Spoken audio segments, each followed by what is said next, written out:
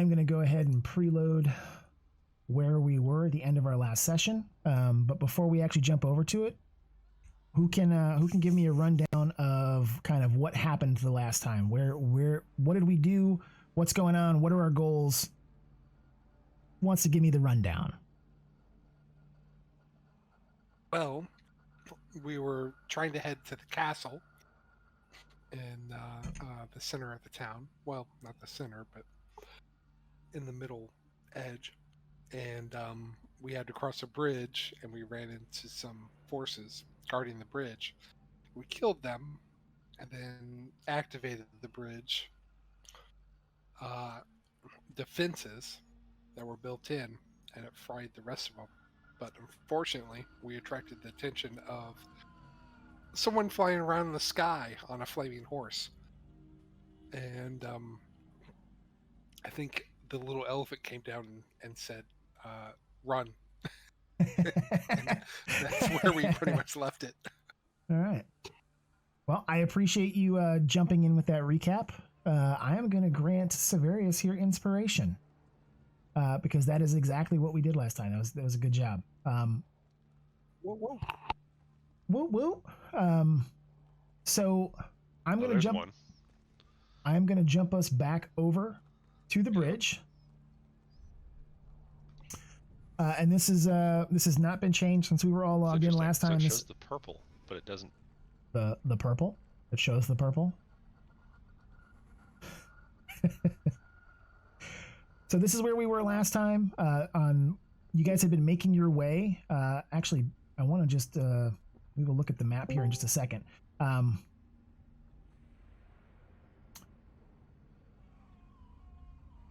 That's okay. You can. Do you know which level spells they were, Nikki? I can add those back for you.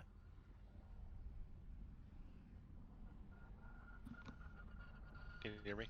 Yep, Yeah, I can. let me see which ones. Oh, weird. I know that it was Cloud of Daggers. Yep, I can add one back there for you. And there was another one. Let me try and use my brain to look. Hideous Laughter, maybe? Yes, that was it. Yep. All right, I reset you there. You're good to go. You're back to 3 and 3 and 4 and 4. Thank you, sir. Oh, and I clicked on the wrong button that, boop, there you go. You're no longer a giant token.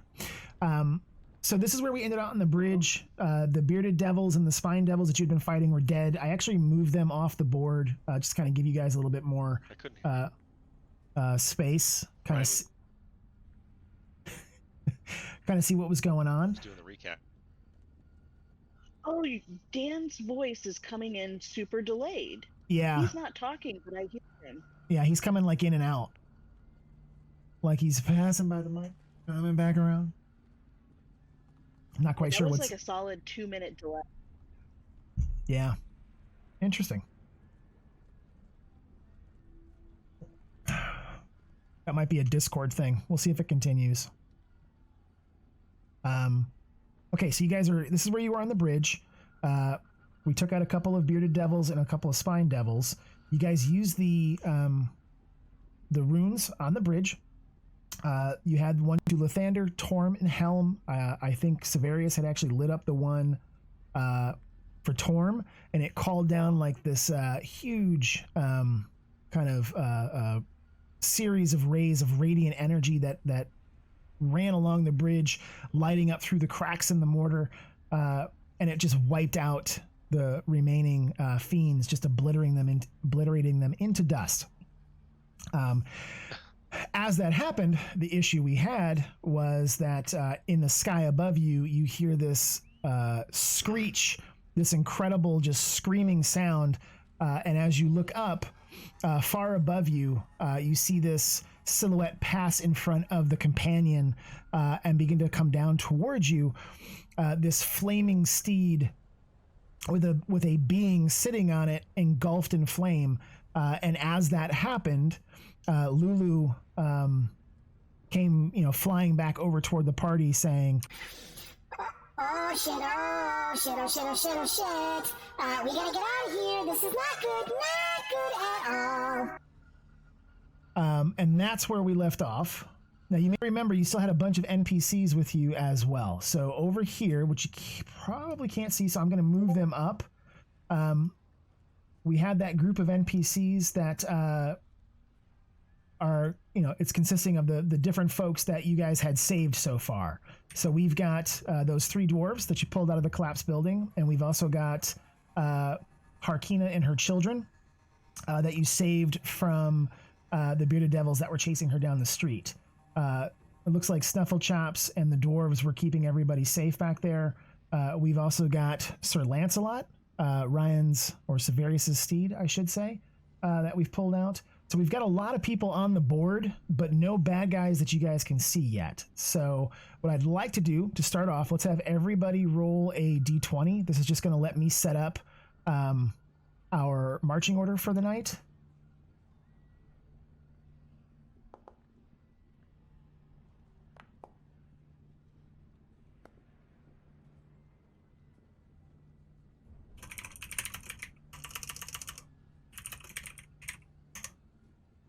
Okay, so I see a 17, a 2, and a 10. Need a roll from Dig. Yeah, apparently I'm frozen in too. All right, so I see Dig and Severius. So the first roll was for your characters. I need Alatar and Severius to go ahead and roll again, and this is going to be for Castiel and Olin.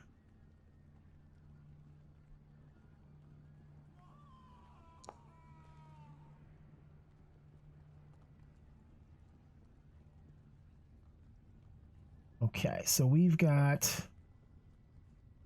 looks like, okay, so Audrey at the very top, then Alatar with a 15, then it looks like we had Olin with a 14,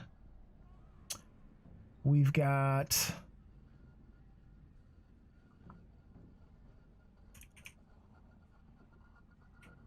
Castiel with an 8, Severius with a 4, and then Moon with a 2. So that's going to be our 6. Ryan, I'm just going to have, so like when Sir Lancelot takes an action, I'm just going to have him take the action on your turn just to kind of bundle it up. It'll be easier to do it that way as we go through things. So let me do that. So that's going to be our marching order for tonight. Audrey, Alatar, Olin, Castiel, Severius, and Moon. So let's start off with our halfling bard, Audrey. We've got this thing in the sky screaming at the top of its lungs, beginning to swoop down toward Torm's Reach, which you guys are on the eastern side. You were trying to make your way to the western side. What would Audrey like to do?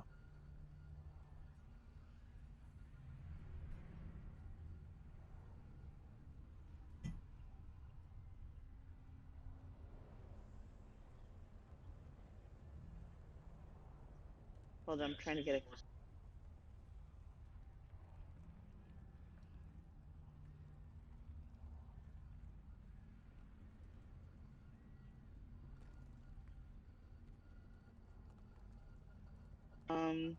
I'd like to see if I know or recognize the screaming horse guy. Okay, so let's go ahead and roll an Arcana. We're gonna do an Arcana check.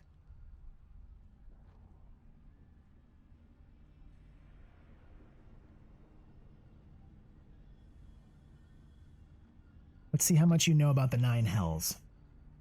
Just check. That, Can you just hear me check. Yep, gotcha. Right. Gotcha. That is an excellent roll. So, what you recognize flying down out of the sky at you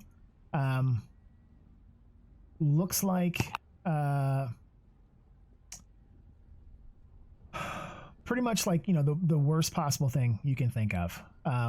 This looks like where's the Skinless, meatless horse dude. So this is trying to find the picture here real quick. So what you see, and I posted this in the Hangout the other day, but I want to make sure that Moon gets a chance to see it because he hadn't been in the chat at that point in time. So this is what you see mounted on top of this guy.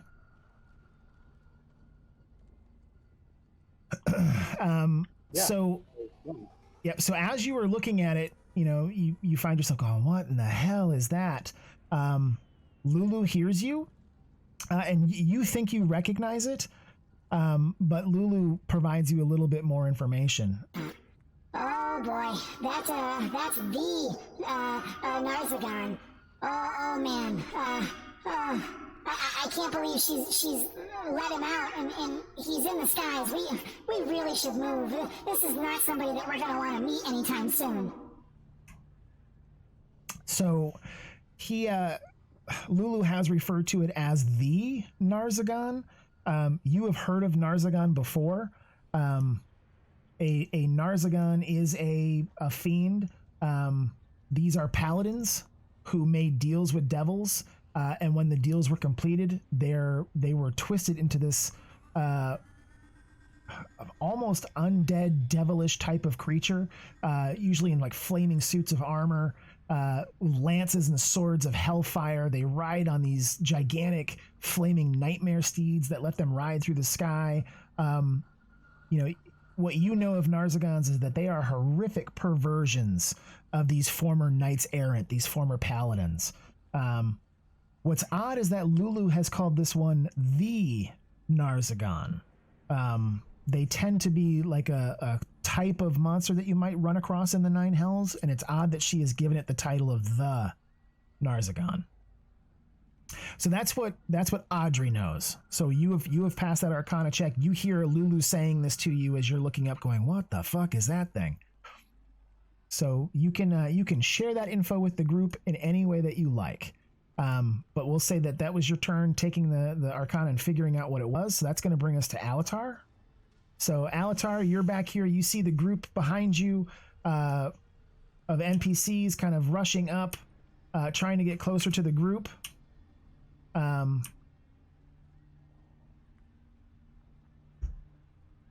Kind of huddling down, looking up at the skies, trying to figure out like, what is this thing? And you just hear this horrific, screech, from up in the sky again, as it's, turning itself, flying towards you. Towards us. How far away is it? So it is pretty high up in the sky. I would say it's probably about, let's say 300 yards 1,000 feet? straight up. So But it's it's 300 yards exactly.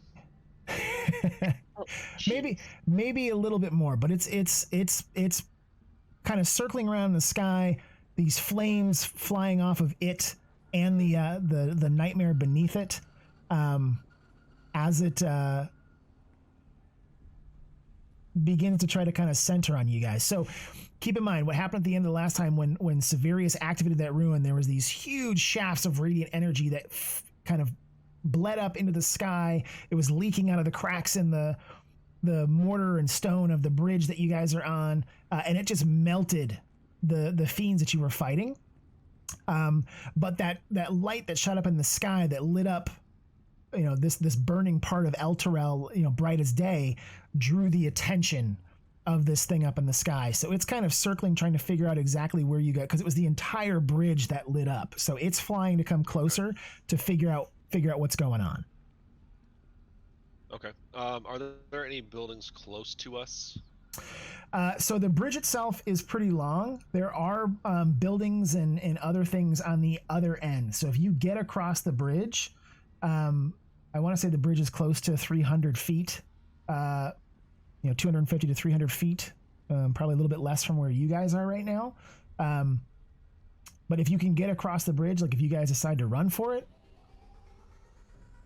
you could probably get across the bridge and find something to hide in if you wanted to.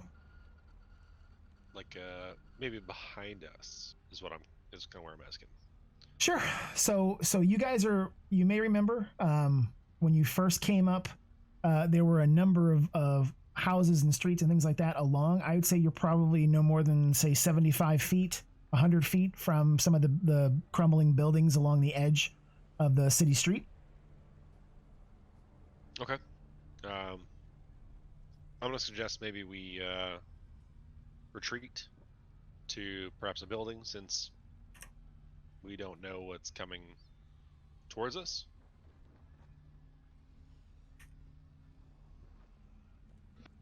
Okay. So so Alatar is starting a conversation. I'll let you guys each reply to that before we move on to the next person in the marching order. order. If we go back,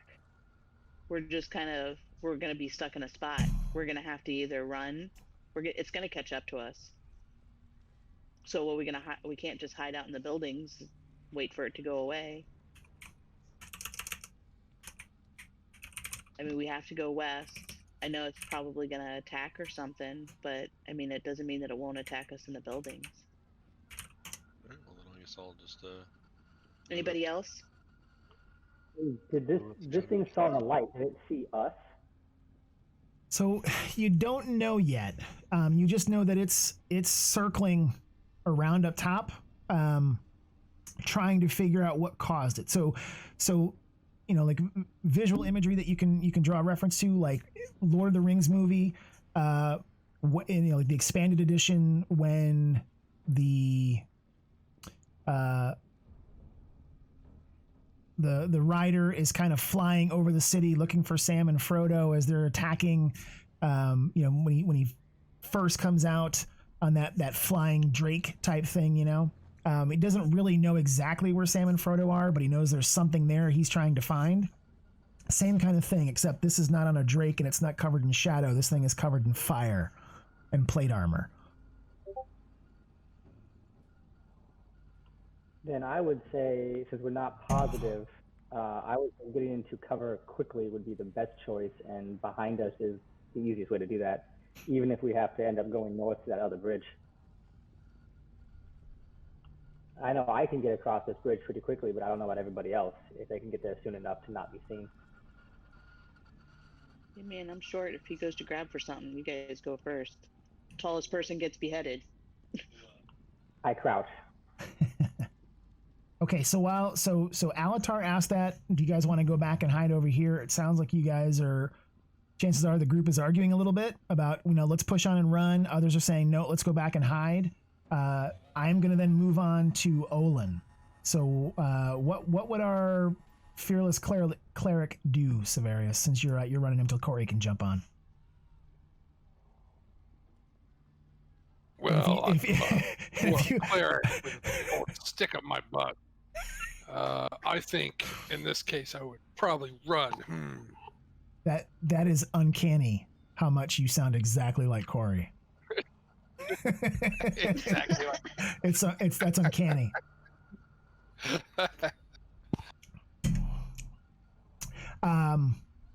And I will say that, because you are running him, if you want to use him as your personal heal bot, because you did get blasted a couple of times in our last session, you're totally free to do that because you're running him. Yeah, I wouldn't mind a heal. I know it's kind of unusual for a cleric to do that. But yeah, I wouldn't mind a nice little heal on my guy. And maybe some lay on hands when it gets to my turn, I think. Okay. So technically this he's got, I'm trying to see what he's got here. He still has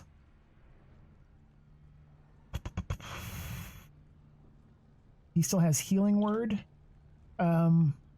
He has all 4 of his level 1 spells, so he could certainly hit you with one of those. Yeah, why don't we try that? I know that he actually used one of those last time, so I'm going to change that because we did do it correctly last time. All right, so I'm going to target you. So he's going to be healing you. So while I'm doing that, next in our marching order is going to be Castiel. So that's going to be Dig. What would you like our monk to be doing? Oh, I thought you were running him. I'm going to move him around for you, but you get to make all his choices. I just didn't want to change all the permissions to let you guys move them and everything else, so... This is true. Castiel probably would have already sprinted. It left us all back here. What's his dash? He's like speeding 60 feet? So yeah, he can do 50. He as a monk, he gets accelerated movement. He does 50 feet normally. He could do 100 feet if he dashes. He's gonna play it a little safe and just do his normal 50. Right. All right, so it looks like he got you 6 hit points back on Severius. I'll take it. All right, that gets you. You're still injured, but you're no longer bloodied. That's a good thing. Okay. So Castiel is going to run which direction, east or west? Which do you think he would do, or you want to flip a coin and go with it? He's going west. He's going to keep going. Yeah, that's pretty much what I figured. So you want to just go straight west 50 feet, right? I'm thinking maybe towards the edge. Maybe not run into the hole.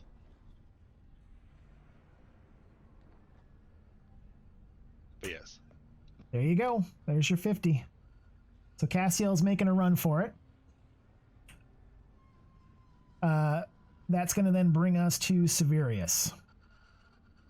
So now you said you want to do some lay on hands. So if you want to use up some of your lay on hand points and add some more back, you can certainly do so. Let's do about. You've still got all 20. You've still got all 25. Points. You want to do all 20, or you want to do 20 of the 25? Gotcha. That'll put you. 20. All right, that's going to put you up to 42.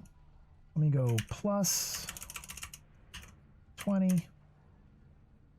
Put you back up to 42 or 44. There you go. Other than doing lay on hands, are you choosing west or east? West. Okay. I tell Lancelot to get the mother and children, allow them to get on his back. And, Okay. To run ahead. Okay, so what we'll do is, as part of that, so we'll put Harkina and her children. So the dwarves are going to move up to get closer to you guys as the children get onto Lancelot. We're going to use that as part of his action, and then he can do the remaining 50 feet. Do you want me to just move him, or do you want to move him directly? I mean, he can go...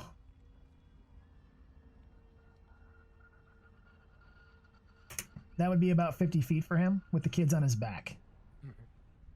And I'm just gonna actually remove them off the map. We're just gonna say that they are on him rather than using the attacher because it gets wonky sometimes with the graphics. So we'll just remember the kids and Harkina are both on his back.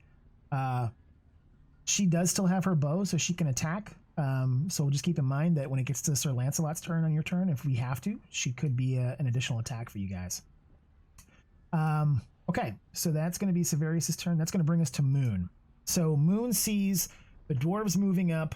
Severius and Olin have a conversation. There's some healing that goes on. Castiel is already beginning his sprint to the west. Sir Lancelot's got some kids and a mom on his back. He's also beginning to move to the west. What would Moon like to do? Moon would very much like to go east, but he also thinks that splitting the party in this way would be a horrible decision. Okay. So he will go west. Okay. Yeah. If you want to use a dash action to go 60 feet rather than your 30, and I think don't you get like it's cat movement or something like that? I always forget with the tabaxi. Yeah, there is an ability like that. I'm going to save it for the moment. Okay. But there's no running, right? It's just dashing. The double move is basically all you can do in the system. Correct. Yep. So you can go from 30 feet to 60 feet instead. And since we're not in combat, you don't necessarily have to worry about, a combat action right now. So we'll just do 2 actions if you want to do twice the movement. So you go ahead and figure out where you want to move your character and move him up. I'm going to take us back to the top of the order, which is going to be Audrey. Before Audrey goes, what we're going to see is that Lulu is going to fly up and kind of hover near Sir Lancelot's head. So as you look at Lulu, do you see like a plus 10 feet above her head, or is that just on my screen? I see it. Okay, perfect. I was hoping I had it set correctly for you guys. So that indicates elevation, and that's why she's got a little bit of a shadow underneath her. She's about 10 feet up, so she's hovering above Sir Lancelot's head. She is looking up into the sky, and then looks back at the group and says, No, seriously, we should really try and book it here, guys. All speed. Let's head to the west. Come on! And with that, she is going to grab like Sir Lancelot's ear and kind of like tag along as he's getting his loping run up to speed, heading toward the west end of the bridge. She's going to kind of stay near the kids here a little bit. Snufflechops has moved up. He is going to follow along wherever Audrey goes. The remaining 3 NPCs, those dwarves, come up from behind, and you can see that they're nervous. Looking up into the sky, seeing this thing, the smoke that's pouring over the bridge. And again, remember, as you guys got closer to the bridge, you could hear combat in the distance coming from down below. There's smoke, there's embers in the air. The dead bodies of the bearded devils and the spine devils are still, in piles of blood and gore around you on the bridge. As the NPCs, as the dwarves come running up, Stroven, the older musician, comes up and says, "Oh, gee, we've got to get moving. That thing in the fucking sky scares the shit out of me." And that's going to bring us back to Audrey. So what would Audrey like to do on her turn? I'm going to take a run for it, too. Okay. So... Do I have any dash? Yeah, so every character can dash. It just lets you... It's just... All you have to do is state that you want to do it, and it basically doubles your movement. So it looks like as a halfling, you've got 25 feet. Does that sound right? Yeah. Yes. Halflings do 25, so you can do a total of 50 if you want to dash. And it's 5 feet per square, so you can go 10 squares. That is a stat, like so the kind of what you're seeing there, the little bit of shadow in front of you, that's a statue that you would have to go around. That's kind of, I think, why Moon and Sir Lancelot are a little bit further to the north of it right there. They're going around it, and then there's that hole over here in the bridge that nobody's going to want to go over. The spot just below Moon and Lancelot. So that'd be 25 feet. 25, yeah. Yep, and then you could do another 25. So technically, if you wanted to, you could get... Yeah, if you wanted to... Oh, let me disconnect that there. Come on, let go. You could get to just behind Castiel. You could get all the way up here if you wanted Castiel. to. Yeah, he's on the other side of that. I'll go up by Castiel. Yep. So you can move all the way up to there. If you go around... There he is. Now Yep. I can see it. Yep. Okay. So that's going to bring us to Alatar. What would Alatar like to do? Where's the closest fiend body? So technically, there's 3 or 4 of them right in front of you guys on the ground. It's like those blood stains that you see at your feet. That's where the bodies would have been. So if I were to pick one up and put it on my back, like a puppet. So one of the spined devils, how much or would that inhibit my movement? So one of the bearded devils, or one of the spine devils, because they are 2 different The bearded sizes. one, not so the the spinies. So the bearded devil is roughly the same. They're humanoid size. They're your size. So it would be like carrying the dead weight of one of your party members. So I would probably at best have your movement. I mean, I've been doing that the whole time, anyways. So you have been carrying the party. Is that what we're saying? He's got big shoulders, folks. He's got big shoulders. Nobody else laughed, so. I laughed. Yeah, I was just thinking of maybe some camouflage, but I think it might just be better off just running for it. So, I guess I'll do my dash. Okay. Like my 60. Yep. Boop. Yeah, you should be able to get just in front, two squares in front of Castiel there. Oh, hold on. Yeah, I think it's because that. Yeah, it's that statue. That statue's probably acting like a wall. Yep. Mm-hmm. Okay. Cool. So you've moved up to that point. That is going to bring us to Olin. So do you want Olin to start jogging as well? He's got, he's like Audrey. He's got 25 feet or 50 if he's running. Yeah, he needs to be running. He's going to have to, because he's slower than everyone. But he could get to about there going around the statue. That's about how far he's going to get. Look out, dwarf coming through. Yeah. Chug-a-lugga, chug-a-lugga, chug-a-lugga. Bumbling, fumbling, stumbling. That's going to bring us to Castiel. Do you want him to continue dashing, or are we going to have him just do his regular 50?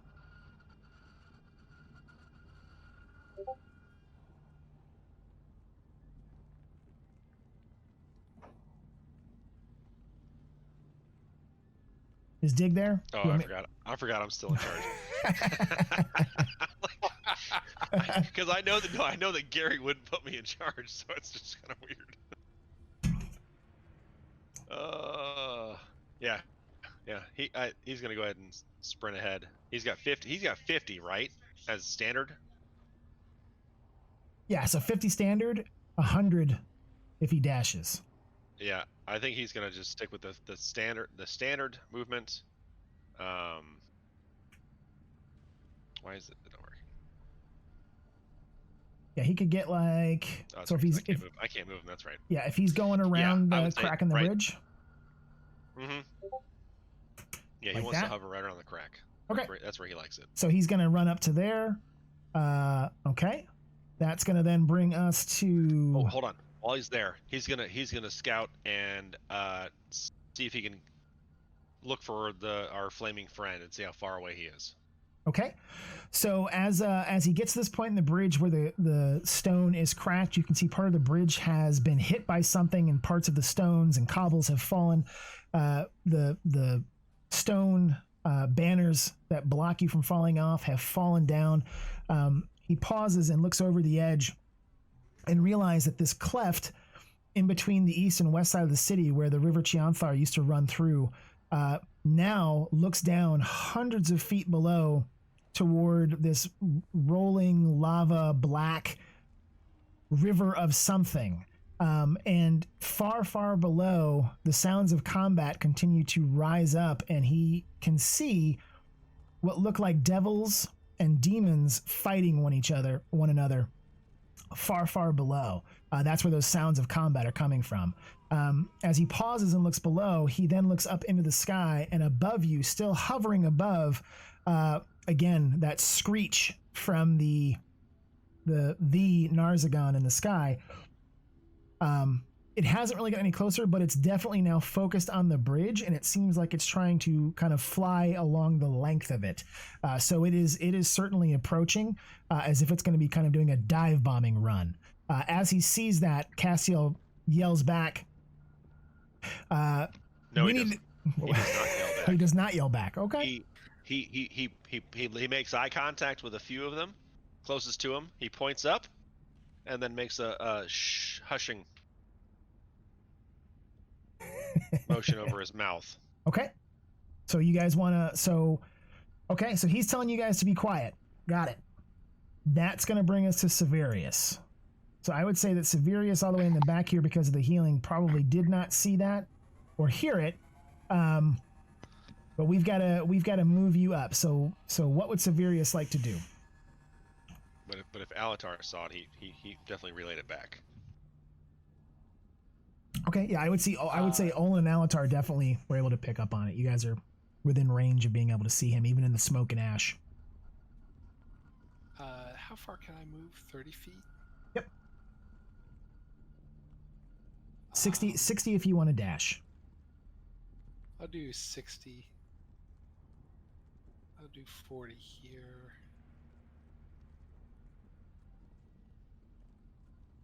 Then another 20 here. Okay. And then let's move. You can do 50 feet with Sir Lancelot and the kids. Or you can do 100. Yep, or 100 if you want them to. Get up with it. Yep. Have him go woofing by Castiel. Yeah. Yep. Put him with Castiel. Okay. The giant war mastiff is actually able to jump directly over the hole. As he does so, you hear the kids on his back. Woohoo! I guess they didn't see the stealth option. That's good. That's a good reaction to the bottomless hell pit below. Okay, that's going to bring us up to Moon. All right. Now, remind me again, in your system, does stealthing limit your speed? Does it reduce it, or does it just stay the same? That's an excellent question. I don't think you can actually dash while stealth. You can only do your normal movement. Okay. Because I know in Pathfinder you have your speed entirely, as would you stealth. So I just want to double check. So in that case, I am just going to move while not just making general noises.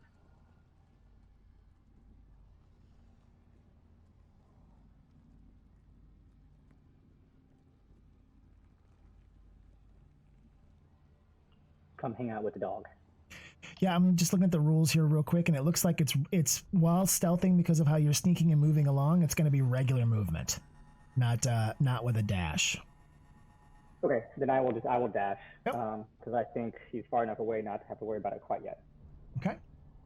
All right, so that's gotten us through 2 rounds. I'm going to go ahead and the dwarves back here are going to. They're going to run. That's going to be 60 feet. Well, come back here, Valcora. You shouldn't go flying off. They are going to run up here, kind of following with Severius. Lulu is sticking alongside Sir Lancelot.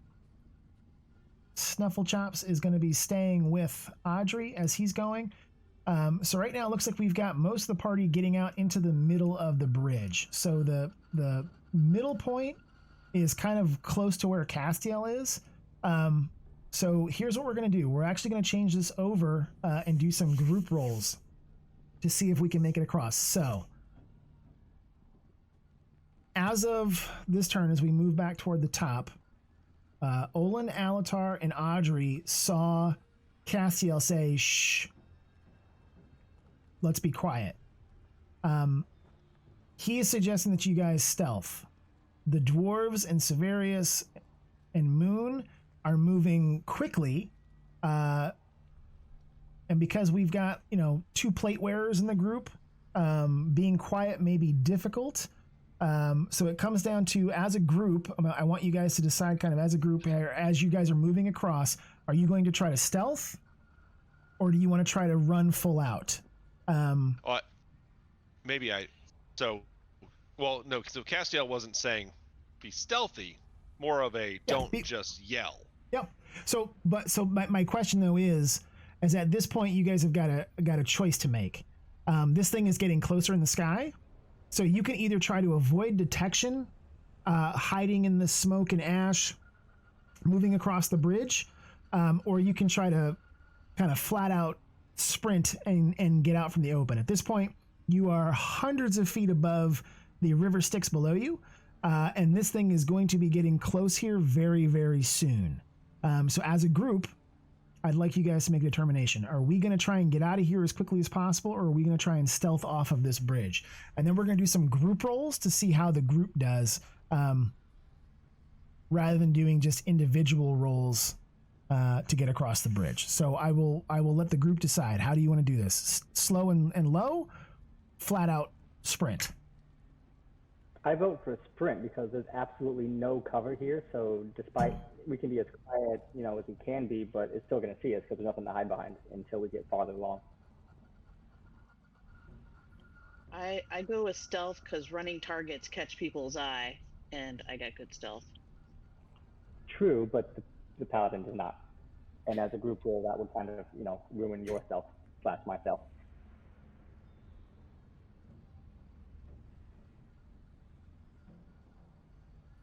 I'm bright shiny paladin. I don't stealth real well.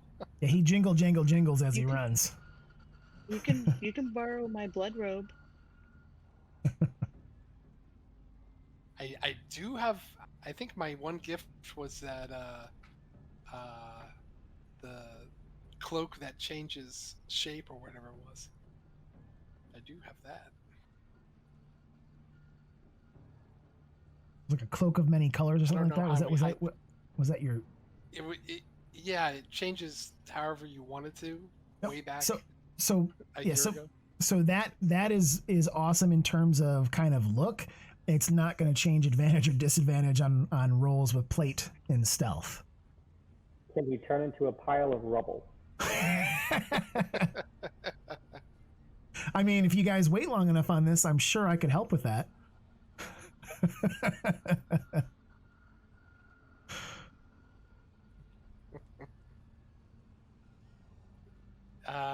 I say we sprint. There's just Alrighty. no cover. All right. I'm gonna make I'll my take little legs go as fast as they can. Can I carry halfling backpack and still run? I would have to reduce your overall speed. Yeah, I don't. My overall speed is still about the same as her sprint.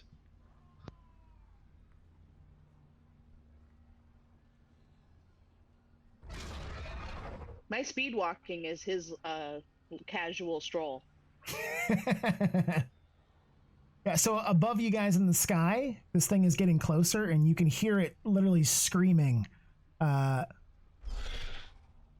This just guttural growl as it gets closer. All right, so go for the run. So it sounds like you guys are gonna run. So here's what I want to do: is we're gonna roll as a group. I want to roll a quick check. So I'm gonna have everybody. I want everybody to roll an athletics skill check for me. You sure you don't mean acrobatics? Yeah, right? Acrobatics, please. No. How about if I do cartwheels? I'm gonna do backflips the whole way. I'm gonna parkour. Come on. We got a 4 from Dig. We got an 18 from Severius. -1. Oh. Okay, hang on. Why? Okay, never mind. I see it now. Wrong dice. See? This is why I didn't want to do it. So hang on. So you we've want to got roll a 20 for Castiel? yeah, go ahead You and know roll. what? Actually, hold on. I have inspiration. I would like to re-roll that. Okay, go right ahead and do so. For Castiel, good call.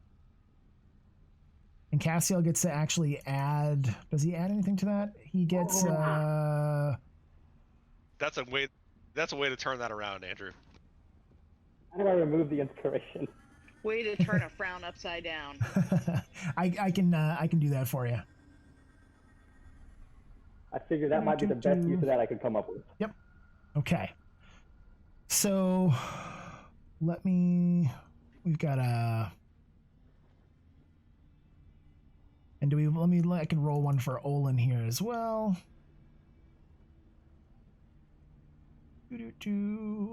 Athletics.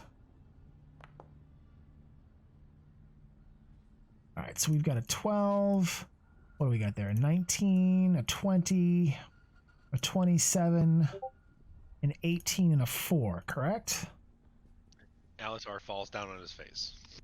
All right, so we're so between all of you guys, adding that up and dividing it by 6 plus your NPCs. Well, that counts as bonuses. Yeah, I added in the plus, so Castiel's got an 11 strength. So with that, you guys are averaging right around a 14 with the NPC rolls added into it. So that's going to pass the difficulty check on your sprint. So everybody's going to get to move absolute max distance on this run. So if everybody wants to go ahead and move themselves, I will move the NPCs and Sir Lancelot if you want, because I'm guessing everybody's just going to kind of make a straight run. So Sir Lancelot can do 100 feet. Just going to put him there with Harkina and the kids.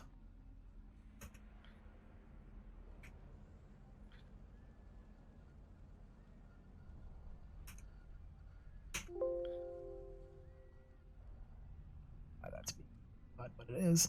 Lulu's going to keep up.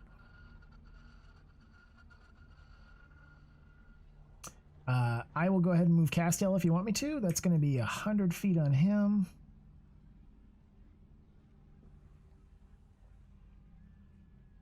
Oh, it's paused. That's why I can't move. That makes sense. I'm sorry. Let me go ahead and realize I had hit that again.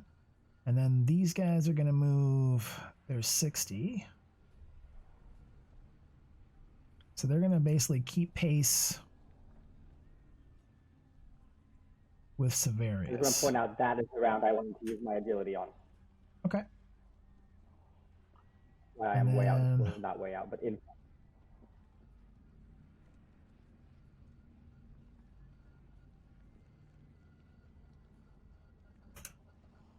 And that's what Olin's going to do. So what we've got now is we've got a pack out front that is booking it and making some good time. So for Castiel and Sir Lancelot, for Lulu and Moon, as you guys are getting to the far end, you realize that there are some wagons that have been tipped over. You see some more bodies torn apart, laying atop the stones of the bridge. There is a large statue to Torm in another 60 or 75 feet or so in front of you, kind of sitting atop a small grassy knoll. The far end, you can just barely see off to the north side of the bridge some like tents that may have been set up for some of the soldiers who may have been barracked or watching the bridge. You see some more broken statues, those kind of things as you're making your way across. In the distance, you can see, again, streets lined with buildings. Same kind of thing you saw on the eastern side. Some of them are crumbled, broken, looks like they've taken meteor or lightning hits or have crumbled from some of the earthquakes that keep shaking the streets of Elturel. As you pause here, you can see over this broken edge of the bridge a little bit. And again, you see, down toward the river Styx far, far below. I would like Moon and Castiel to both roll perception checks. I can roll Castiel's for him.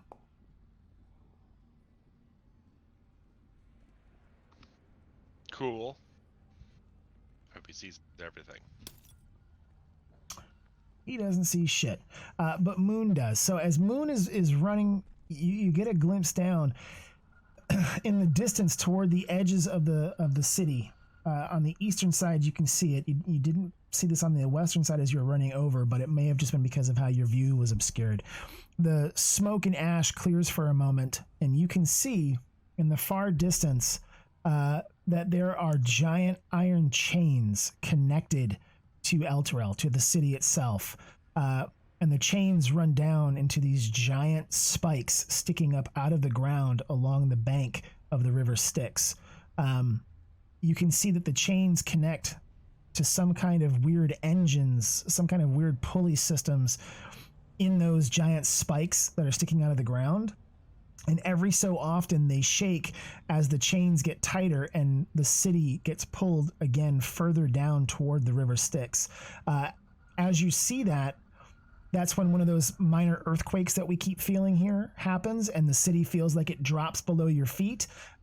You instantly recognize that what's happening is as the city is being pulled down, as the chains are getting pulled through those giant machines, that's what's causing the city to shake and drop, because it is literally being pulled out of the sky toward the river Styx. So Moon's got that information. You can share that with the party or do what you want with that later, but you pick that up as you're running across the bridge from what you can see in the distance. Okay, so that's going to be that first round. Let's all go ahead and roll an athletics check again to continue sprinting and see how we do. Man, I'm out of inspiration. Okay.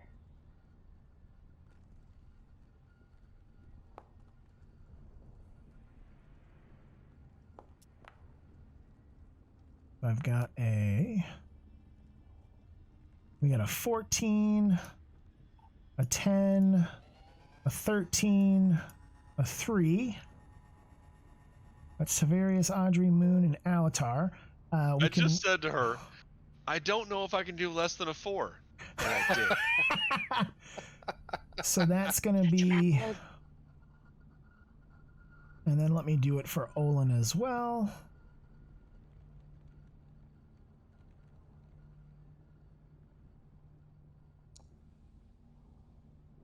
We need to start doing some drills across the bridge.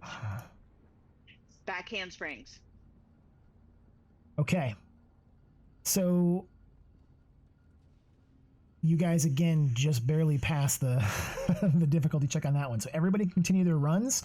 What we're aiming for here is the finish line. So Moon and Castiel can see some broken houses in front of you guys. I'm going to say that if you can get past kind of up around the statue at that point, if you want to start discussing what you want to do, you certainly can. But otherwise, we're pretty much moving kind of straight ahead here. I love that. Go ahead. I love that Severius and Olin are dripping blood all the way across the bridge from their previous wounds. Snuffle chaps, hurry, come back. I pulled her off the map. I'm just gonna say she's with your character right now. Goody. Olin moves up. The dwarves move up. I'm gonna go ahead and continue to move.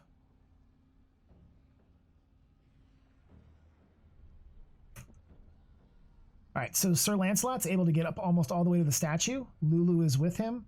As they get there, Lulu turns around, looking at the rest of you guys, and she looks up into the sky and Holy shit! Fucking move, guys! We gotta get off this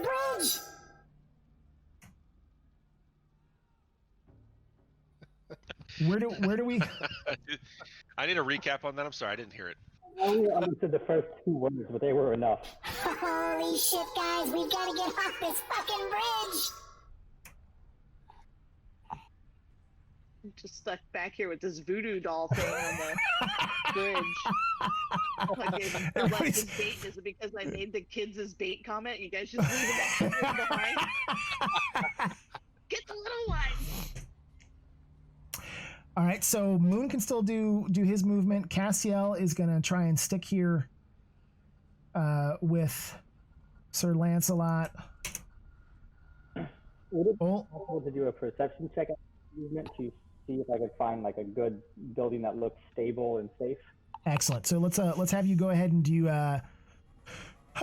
So because you're actively searching, I'm actually gonna have you do an investigation. You're actively searching for something. It's not just gonna be what you can see. That makes me sad, but okay.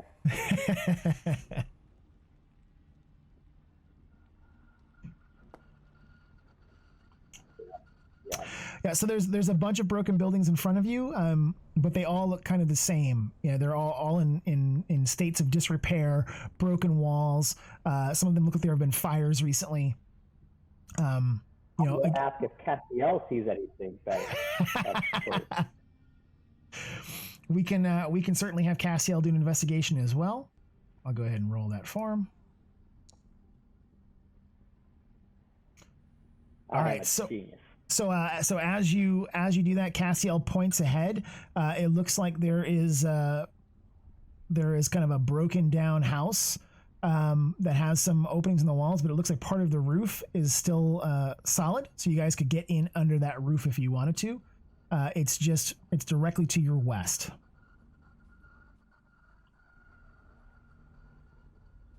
Okay, so your DM is going to roll. Let's see what happens here. Interesting. Very interesting. Okay, so this is going to get fun, guys. I think that depends on your definition. Yeah. So the sound of the Narsagon in the sky above is getting closer and closer. You can hear the screech. You can hear the even though the nightmare is running through the sky, somehow its hooves are still making the sound of hoofbeats on stone. Yep. And it continues to scream and roar from above. As it's getting closer and closer. So at this point, I would like everybody to again, let's roll another athletics check.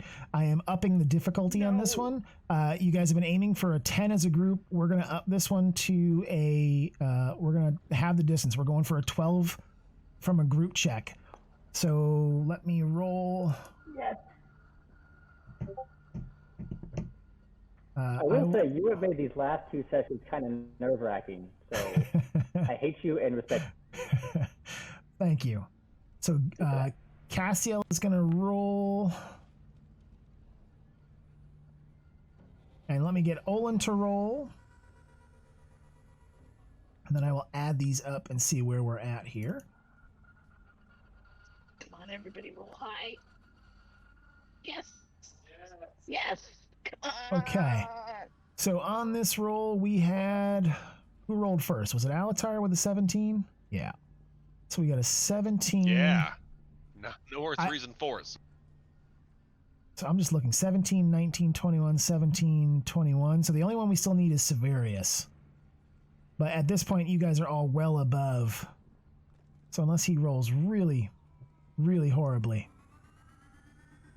Do we still have Ryan on with us, or did he have to step away for a second? Ryan, 1, 2, 3. Is he at the drive-thru again? Is he grabbing his pizza? Fried chicken? Yeah, he stepped out. I Okay. found his BR back message. Gotcha. I'm just going to go ahead and roll for him then.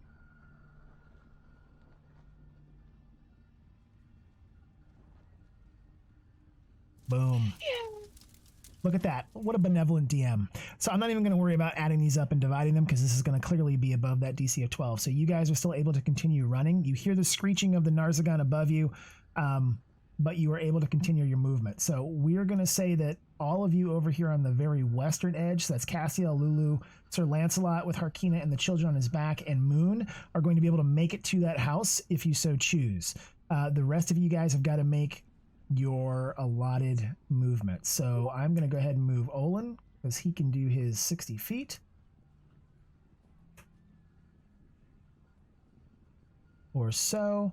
I will just continue to move Severius his 60 feet straight ahead.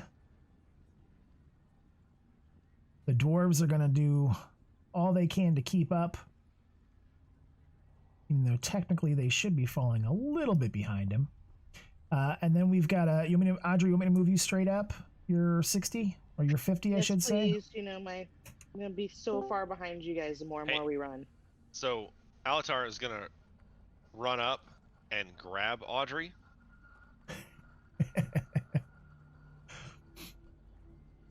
Okay. And then move. Every time we run, I'm gonna lose like 10 feet, and eventually I'll be like 50 feet behind you guys.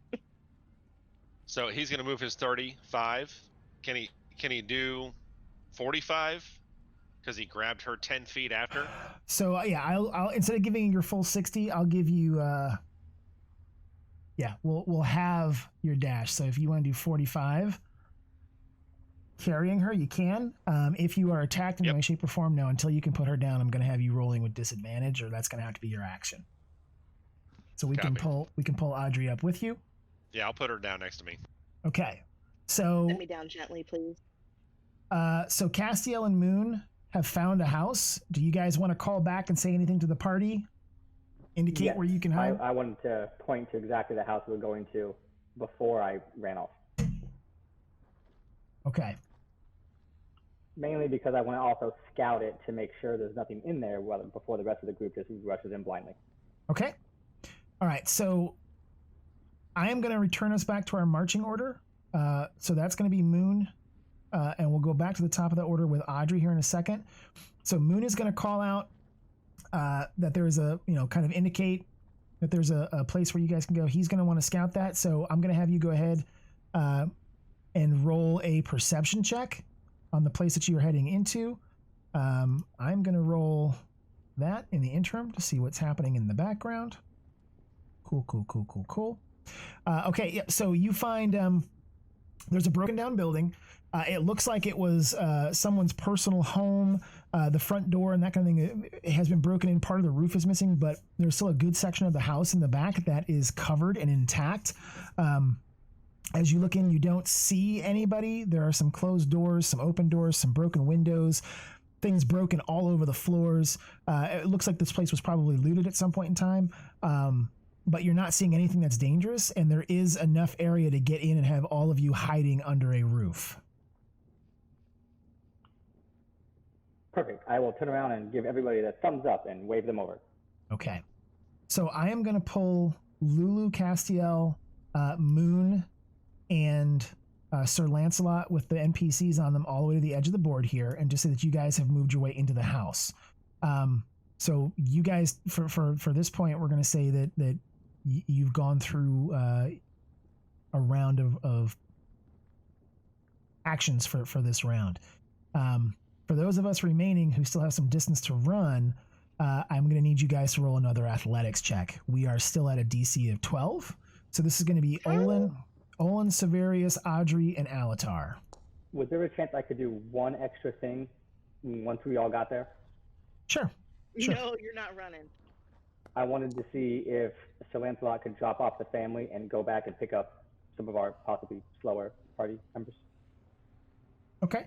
Oh shit, I just realized Corey's on with us. Oh, hey. Hey, Corey. Hey, good evening. Hello. Hey there, how are you? How's it going? But obviously, I don't control Sir Lancelot, so I just thought I'd ask him and hope he understood me. Okay, so...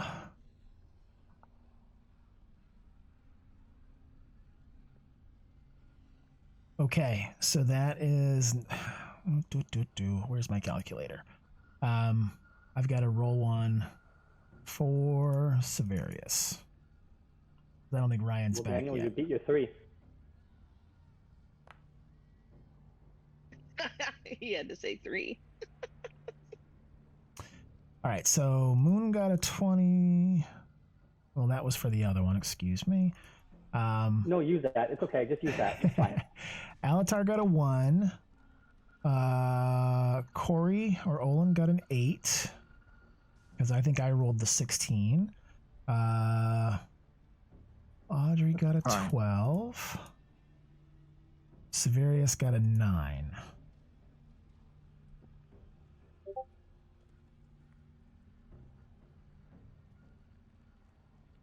I'm going to go and do one roll for the dwarvies.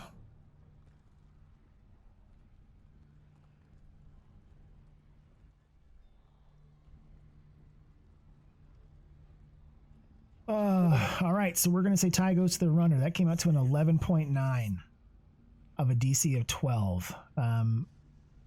So we are going to have to up the DC on the next run, but you guys can continue to make your run toward the western side. So if everybody wants to go ahead and move their double distance, so 60 feet for our full-size humanoids and 50 feet for our dwarves and halfling.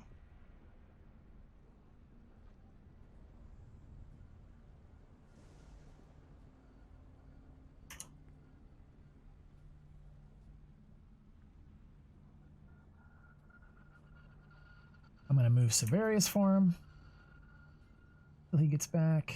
He can do his 60.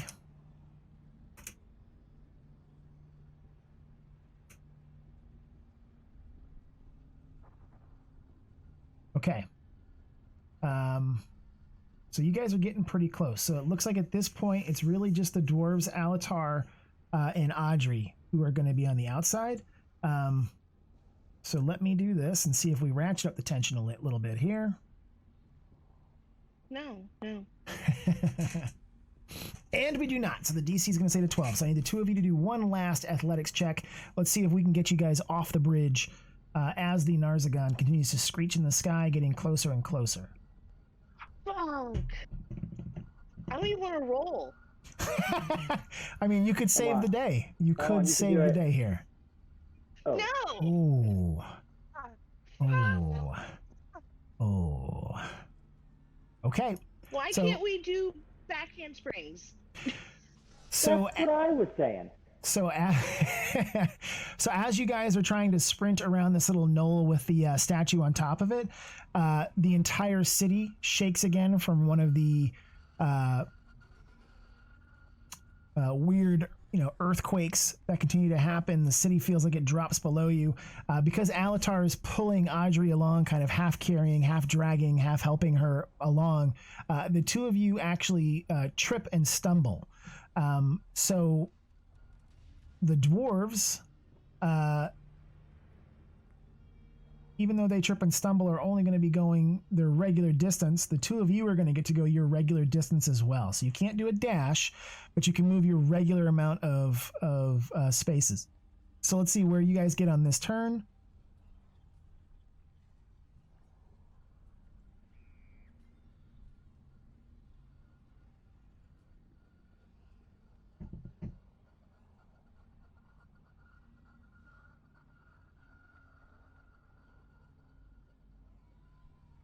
Game is paused. Game is paused. We can't move. Yeah, I don't know why it keeps doing that. I must be hitting it by accident. There you go. Oh, I know why it's happening. I hit, when I do the automated movement, I hit that to make it go after I measure. I gotta change that keybind. Okay, so you guys are able to get over there. As you get to that point,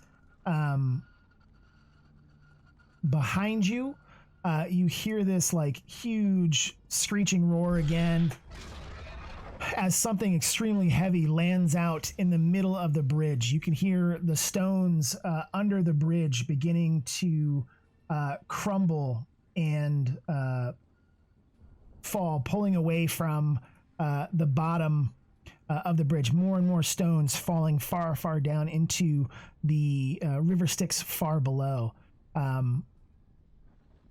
You can hear something kind of trashing around out in the smoke, more and more kind of smoke and ash rolling over the top of the bridge. You see the spark of flames as the stones begin to shake, but the entire group is able to make its way into a house.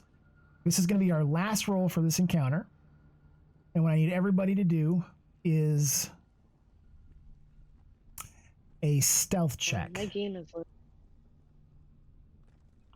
So what? Does everybody have loading Elturel at 50% on their screen? Yep, I'm doing a preload in the background. We're still in the same scene. Gotcha. Preload. It's a pre-order. Preload. Go ahead and deposit your credit card, and he'll load the rest of the game. So we're gonna want to run a stealth check from everybody in the party. Oh shit. Yeah, I'm good for that. Bring it on. So I'm gonna roll Castiel. Of course I roll a 2. Fuck. I'm not gonna be able to carry this, guys.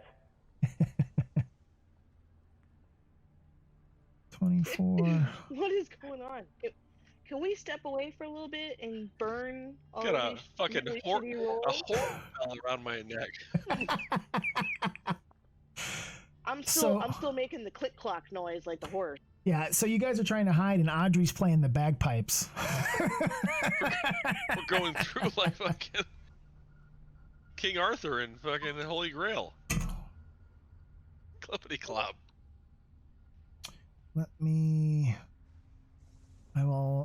Looks like Ryan's back. Plus 3 equals. Oh my god. So that is going to be a failed stealth check. So. Was mine almost enough to carry it? Yeah. So we were aiming higher than a 7. You guys averaged a little over a 7 here. Let's see. That's 1, 2, 3, 4, 5. I'm missing somebody. Severius Castiel. I didn't get a stealth check from Olin. Apologies. Oh, that's all right. Come on. Roll high. Come on. Roll high. Oh, thank God. All right, so let me see what this does here for us. So we've got a 24, a 4, a 7, a 9, a 3, and an 18. Comes out to a 10.8. The DC was a 10, ladies and gentlemen. Olin just saved all your asses. Hey, So- hang on. Just for the record, hang on. Yeah. I would say Olin and Moon Good teamwork, just guys. saved all your asses. So I'm going to go ahead and pull us all back to our party map. So what has just happened is you guys were able to sprint your way across the bridge. The Narsagon that is on patrol has come down and found the bodies of the other fiends that you guys had killed as you made your way across Torm's Reach, but did not spot you. So you guys are now, I'm going to move you over. You're hiding in a building over here, kind of on the side of the city still. But you have made your way over to the western edge of the city. You still have a number of NPCs with you. Let's keep in mind, we've got Harkina and her children. We've got the 3 dwarves that you have saved. But at this point, you have been able to move from the eastern side of the city to the western side. As you get to this side, you're noticing that there is still damage to some of the buildings. But as you look out away from the bridge, you see that some of the buildings are less damaged. There seems to be less earthquake damage on this side of the city, less meteor strikes. And you can recall that as you had talked to the dwarves and Harkina, they had said it seemed as if the damage on the eastern side of the city had been worse thus far, that there had been more meteor strikes on that side that had destroyed more buildings. So even though the city is still shaking, you still have the danger of lightning and earthquakes, the western side seems as if the buildings are in slightly better shape. So now that we've moved on to this side, you guys are still trying to make your way to the High Hall. That was the initial intent, but we're going to pause here and ask. We'll go around again through the order that we had. We'll start at the top with Audrey. You guys are hiding. You are still in a dangerous area. You can still hear things outside the building moving around, that kind of thing. The noise from the bridge and the flames that you saw in the middle of it have ceased. So it is possible that that thing has gone back up into its patrol in the sky. It is at this point about 12:30 in the afternoon. You will remember you guys made it into Elturel around 8:30, 9 o'clock in the morning.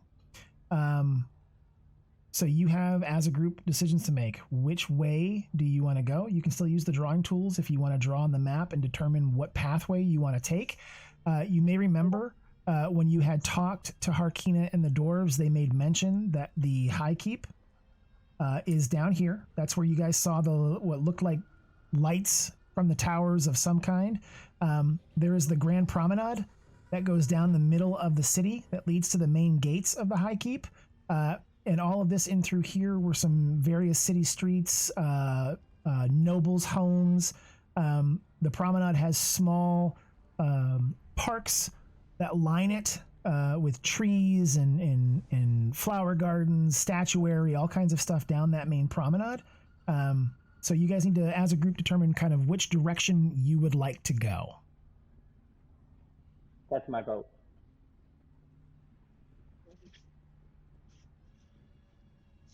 So since I now don't have to draw it, that's my vote too. You don't want to run into the giant flame thing in the middle of the street. And then I feel like the center is just a really bad idea. I haven't drank enough water to pee on it, so I think that we should go the green route. How do we trace around? You can the switch pencil on the left and then choose the squiggly line. You've got it. I remembered. Excellent job. Inspiration point?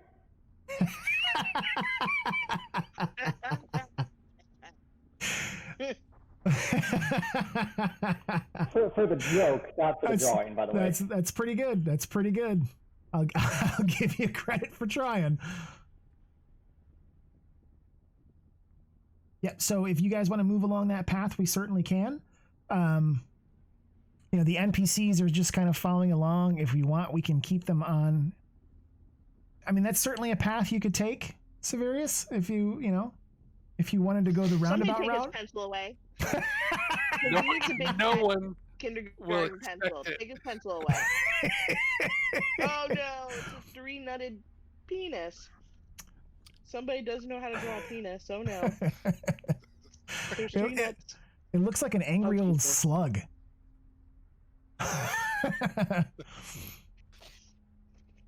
It's a cactus penis. So it looks like you guys kind of want to move down some of the side streets and not out into the Grand Promenade with the parks. Is that correct? Does everybody agree to that? Yeah, I think wide Sidestep open it. would be a bad idea. Okay. Inconspicuous. I suggest Castiel and Moon scout on either side of us. Define Okay. either side.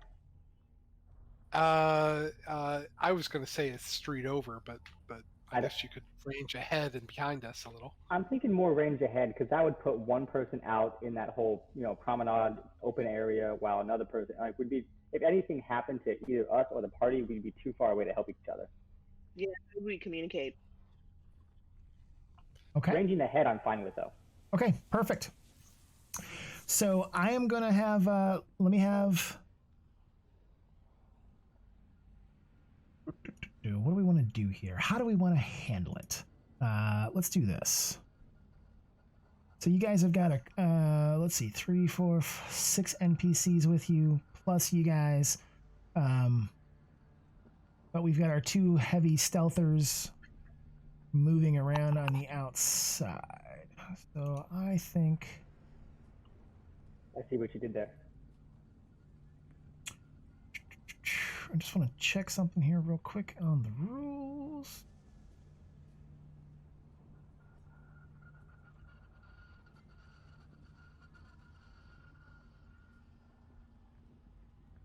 Okay.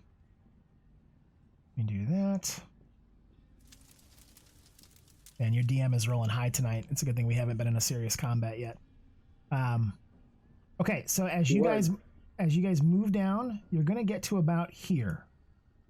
And as you move up to this point, you're gonna... Oh, I did the wrong one. Let me do this guy. As you get to this point, I gotta drag you guys in here. Let me get characters on the board. This is gonna be a... let me do you guys right here.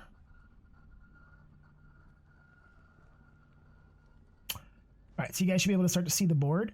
I can drag the party pets and all that stuff in here in a second. But basically, as you get to this point, ahead of you in the street, you see a group of kind of tall, bluish-skinned creatures with these long, slathering tongues. They're covered in gore. They are... let's see here. They're coming out of this alleyway that you kind of see up here to the north, moving down toward this residence directly in front of this lead one. They're sniffing at the air. It looks like a few of them are carrying pieces of corpses. You can see some dead bodies in the street behind them.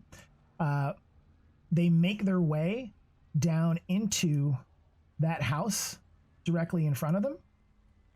They don't see you as they make that move into the house. They're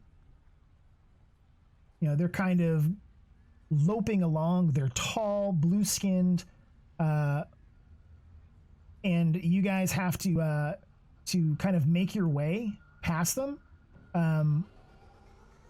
You've got to figure out what you want to do here. So I will take us back to the top of our order. Audrey, you were at the top of our marching order, so you get to choose what you would like to do first. So you guys find yourselves on, again, this is those back streets that you're moving through in Elturel. As you have moved to this point, again, you saw those weird creatures go running into that house.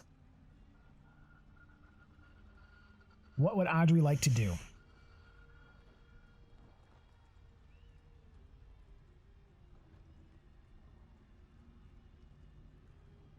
And can everybody see the map it loaded and all that? Yeah, it's like bits and pieces. I'm trying to find it. Okay.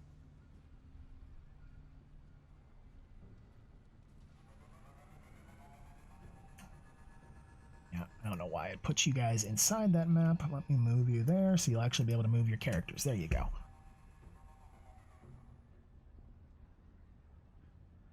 So you guys are kind of on this, a street. You've got houses around you. This was part of that noble district as you're making your way toward the high keep. So the homes look, they're some beautiful homes, some smaller, some larger. They look like they might be the home of craftsmen. But you can also see at the far end of the street, there is a building that has collapsed that is blocking off the street, making it difficult to go that way without having to crawl over it. You have some alleyways around you, that kind of thing. Again, some dead bodies in the street. Ashes and ember in the air. Smoke every so often rolling past. I'm gonna move up, hustle behind the tree. Okay. So I can get a closer look and kind of see what's going on and see if I can see anything next round. Perfect. Let me just put you right there. Boom. Sweet, thank you. Cool. That's going to bring us to Alatar. Oh, whoops. How do I get rid of that? Wait, you trying to make me throw up? Yep, it's the look of them. It was 6. Thank you.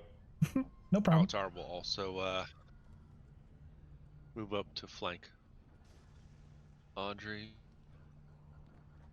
Okay. So as you're moving up, kind of hiding behind the tree a little bit as well, that's going to bring us to Olin.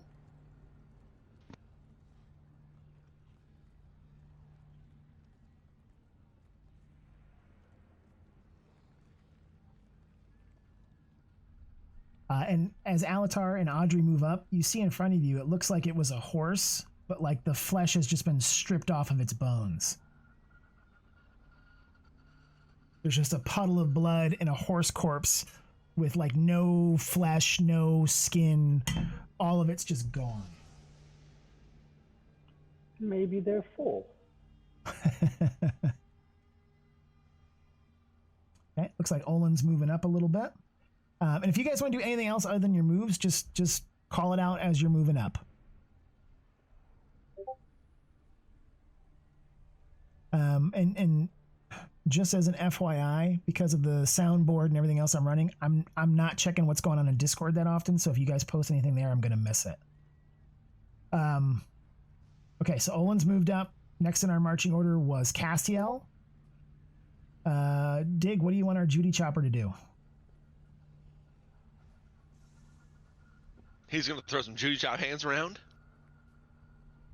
like he's chopping some air onions, and then he's gonna move up.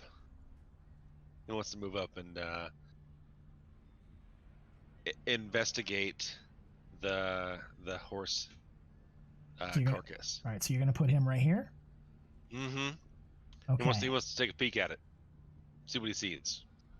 If you click on Castiel, your view should change a little bit. Can you see what he sees? I mean, as his character sheet? No. Like what his view. So he's a little bit further west on the map. So he's got a different view of what's going on with that house. Like, can you see anything right here? I see a door. Okay, perfect. And some streak marks. Yep, some bloody streaks leading into it. So as Castiel moves up, this is a fresh corpse. This is not like something that's been dead here in the streets for weeks. The blood drag somebody in. The blood is still fresh. The flesh has been ripped off the bone. It is, this has only been here for a few hours. The horse, or what we're seeing by the doorway. So he's not close enough to give that. He was investigating the horse. So what he's seeing is based on the horse. Okay. Yep. So he lets everybody know behind him that this is fresh. This just happened. Stay on your toes. Yep. Okay. That's going to bring us to Severius. All right. Olin's going to run into the house and see what's in there.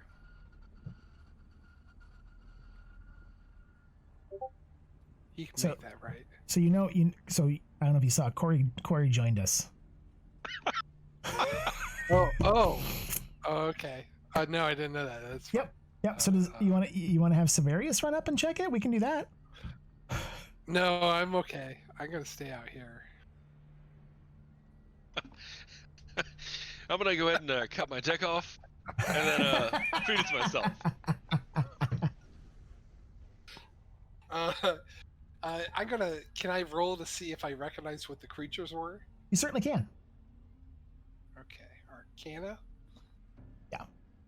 Yep. Let's go ahead and let's do an Arcana. So they did not look familiar. Those things look scary. I thought I saw something. I saw some blue stuff over there. They had faces and maybe body parts. And they're Scary. carrying things. They were tall and blue. That's Hey, what they Olin, look like. Why don't you go run head first into that place? Olin, go look in the window. Tell us what you see. All right, so you are moving up. What would Moon like to do?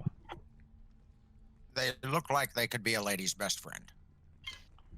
Moon also hangs out by the tree, but Moon would like to be stealthy about it. That All man right, is so let's have big you. money and porn. Let's have you go ahead and roll. Okay. Yep. You are definitely going to be in You got stealth talent, here. son. You got a natural God-given talent. That man rolled a 20 in Kalingas.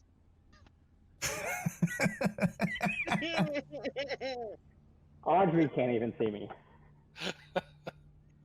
Those tongues. Yeah, she can't see you coming. Pun points for the DM. I built my character for a very specific purpose. I have a very specific skill set, and I will find you. Okay, so everybody's gone through one round. I'm going to say that all of our little NPC friends are here behind you. I'm going to drag them out so we can have them on the map as well so that we don't lose anybody.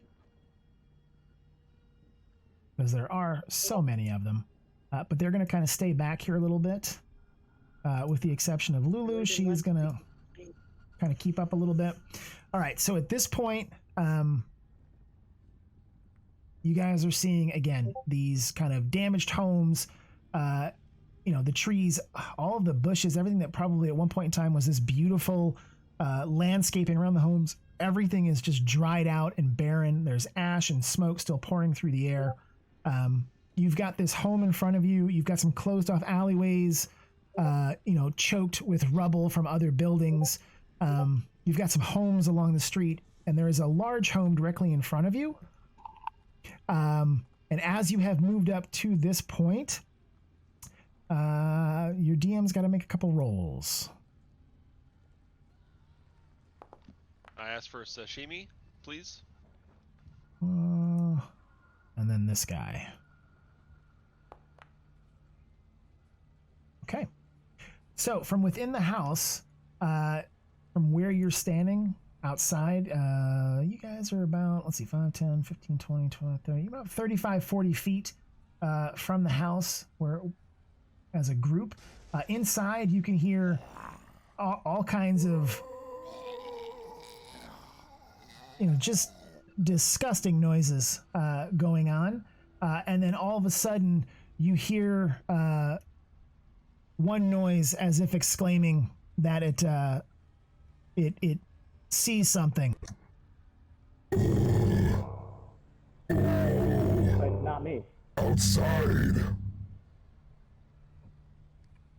And as you hear that kind of scream out, comes loping out of the door one of those creatures, and it sees you, and it, my friends, is time to roll for initiative. So let me go ahead and toss you guys into the combat tracker. We're going to toss this guy in, because he's the one that actually picked up on it with the perception. I will roll for Castiel to get him in there. The concentrating isn't that from the spells that I casted? Yeah, I can go ahead and remove that Yeah. for you. Yeah, I'll remove that for you. Bad grammar. Oh. Cast it.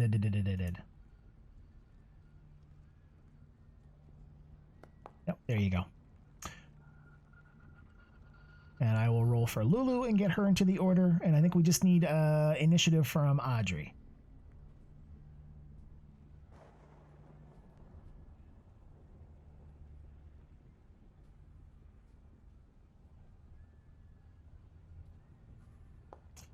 Okay. So I'm going to go ahead and start us up because we're about to have some fun. So at the very top of our order, we're going to have Moon. So in front of you, you can see this creature comes running out of the house, pointing and growling. All right, Moon, still being sneaky, is kind of going to take a, what do we call it, side path. Okay. Yeah, so you are still stealthed, so I'm going to let you continue with that high that you had. And against his passive perception, he's not going to see you moving in that pass, so you're clear to make that move if you'd like to. Yes, and I will have had my weapons out because we are walking around hell. Yep. But I will go and hide behind this tree here. Okay. And that's all I got. All right, do you want to, so if you want, you could ready an action in case something moves past one, so you could just ready an attack if you wanted to, and you hold on to that in case something moves past you. Yep.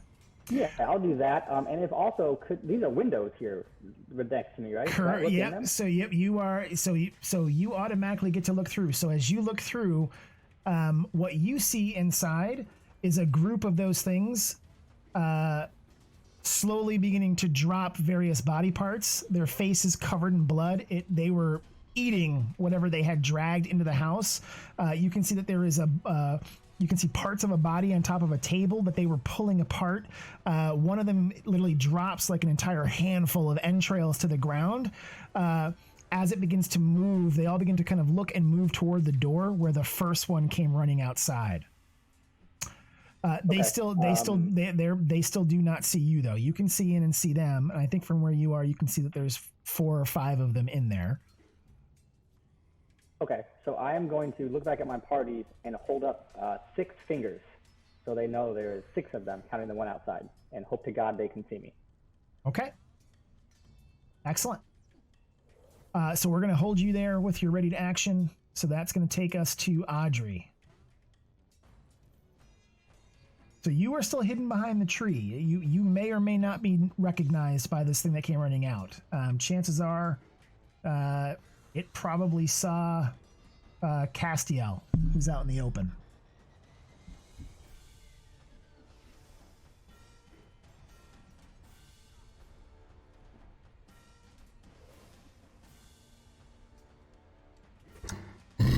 Tasty bits.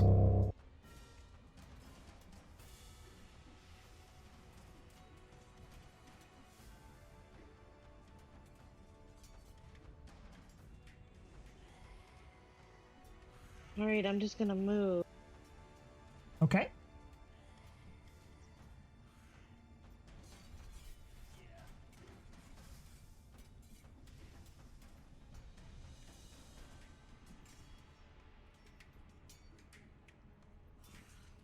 You want to kind of move over toward where Moon is? It's going to be 5, 10, 15, 20, 25. You can get over into like, yeah, there you go. You got it. That'll get you around the tree. Do you want to ready an action or cast any kind of a spell? I go with ready in action. I don't go with spell this time. Okay, so if you have a spell that you want to, if you've got a spell that you want to cast, just hold that in ready in case something comes near you, or moves that you want to cast from a distance. That's going to bring us up to Olin. Just a quick note for you, Corey. Severius used you as a personal heal bot, so you may notice you've lost a spell slot or 2 in your absence. No problem. But he Feels so definitely much needed better. it. Yeah, he definitely needed it. You're not dripping blood everywhere anymore. That's a positive.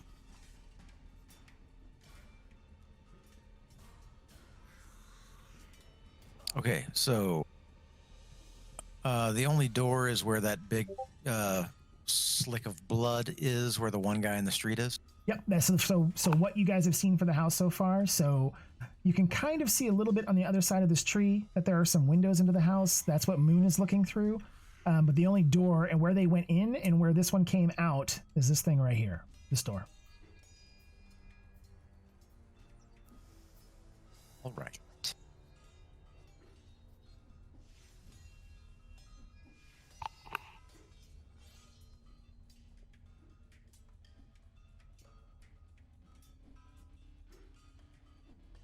It's not like some cheesy, difficult terrain or something, is Nope, it? The nope, horse blood? No, not at all. I would let you jump that as a dwarf. It's basically just bones. Okay. All right. Well, that's my 25 feet of movement. So Okay. I think I'll hold there. Okay. If anybody wants to identify what they are. Yeah, you guys can all be rolling Arcana checks to see if you recognize what this thing is. And I would let Olin, as a cleric, I would let you roll with advantage on this if you wanted to. Arcana or religion or what? It would still be Arcana to figure out what these things are. Okay.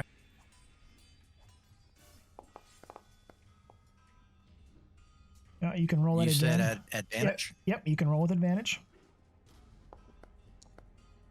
That's much better. Okay. So as you look at this, you recognize that this is a ghast. So a ghast is an undead creature. So so you guys have come across ghouls in the past.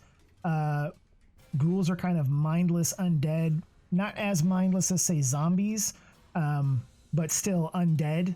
A ghast is an infused ghoul. So it's kind of a super powered ghoul that's been infused with abyssal energy, which turns it into a ghast.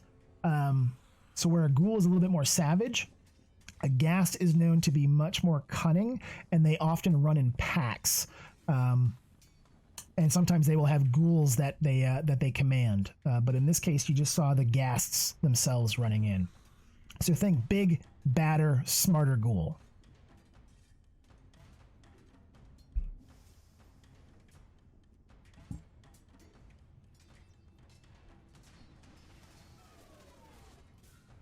All right, so Olin recognizes what they are. That is going to bring us to Alatar.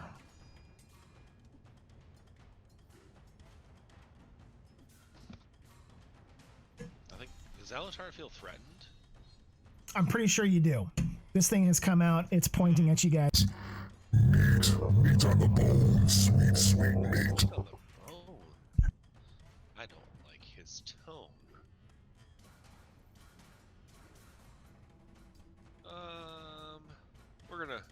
We're gonna see how it likes Eldritch Blasts.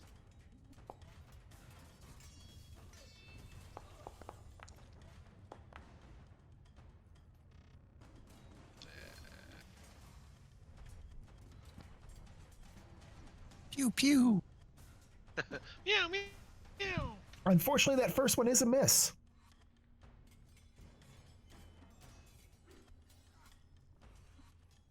The first one that said it was in a hit? I'm coughing over here. Hang on a second.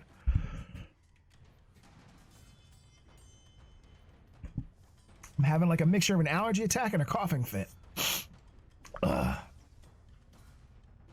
Yeah, the first one was a hit. The second one was a miss. Spicy?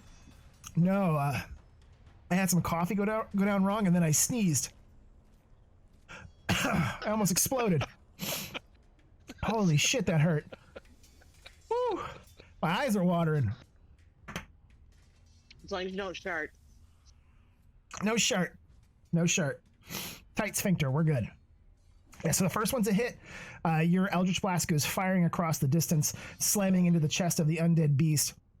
The crackling energies of your power exploding into its chest.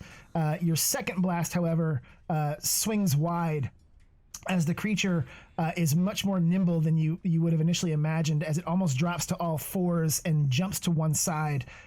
Your second blast missing it and slamming into the building behind it. Anything about its movement that I can share with the group? If you would like to roll an Arcana check to see if you recognize what this thing is, you certainly can. Olin recognized it. Give it a shot. Yeah, Olin recognizes what it is, but I don't think I was probably coughing at the time, so I don't know if he actually called it out to everybody else. Yeah, so with that Arcana check, you recognize as well that it is a ghast. So you know that this is an undead beast that is has been infused with additional abyssal energies. So you guys may you would recognize that there are demons and there are devils. Devils are the native denizens of the 9 hells. They are the native denizens of Avernus, where you guys are. Elturel is being pulled down into the river Styx. Demons are from the abyss, and demons and devils have been fighting for eons in the Blood War. That's why when Moon saw the demons and devils far below fighting, and Castiel saw them fighting, it was demons fighting devils.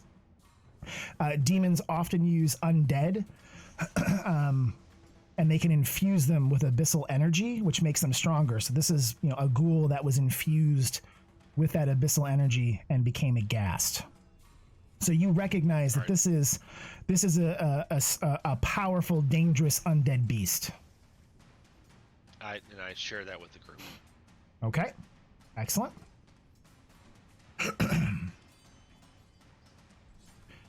That is then going to bring us to Lulu.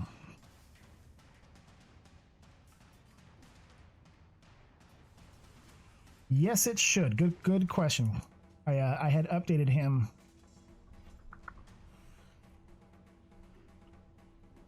If you want to click on him and target him and cast that spell again, let's see if that effect works again. I updated a whole bunch of stuff with the character sheets. All good. Yep. If you want to Did you update cast, mine also? yeah, I updated See if I everybody can get it. because I synced everything back to D&D Beyond. Yeah, I was just thinking I still had that +7 temp hit points, but I don't remember, so I just wasn't saying anything. Yeah, you guys. Everybody should have, except for those of you who got damaged, should still have that +7 from Audrey's inspiration. Yeah, I see. Yeah, Digger still got it. Castiel should still have it. Good call, by the way. Thank you. Yeah, for I didn't want to reminding add me. it without. I didn't want to add it without saying anything, and then I forgot. No, that's fine. Just also for the record, because I also forgot, while we were hiding from that flame dude, I would have brought up the fact that the city's getting pulled down into the river also. Okay. By the way. Yep. So you guys have been advised that the city is slowly going to. So Olin and Severius wouldn't have the +7 anymore because you guys actually got injured in that last fight, and we haven't taken another long rest to have another. So I am going to go and do that. I'm going to add an effect here real quick to Severius. That will give him that +1. But we're on Lulu's turn. So while she is here, she is going to fly up. Die, evildoers! I'm gonna fly up. She is gonna try and take a shot at this dude with her tusks. Because that's the kind of Hollyphant she is.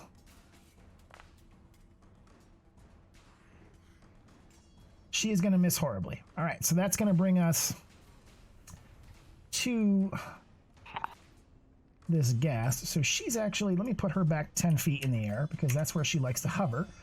So she attacks and goes back up. The ghast is going to come running across. No. To there. Oh, back it up one. And is actually going to try and attack Alatar because that's who damaged him.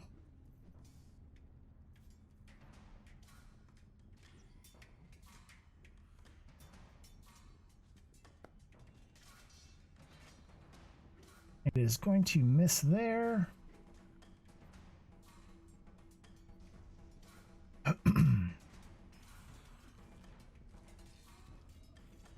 Okay. So that's going to be his turn. That's going to bring us to Castiel. What would you like our monk to do there, Dig?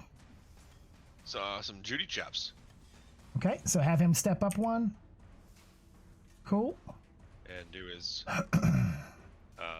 ninja shit. His, Yep, so Caucasian, what do you call it? his Aryan Bruce Lee. Not Aryan. Caucasian Bruce Lee.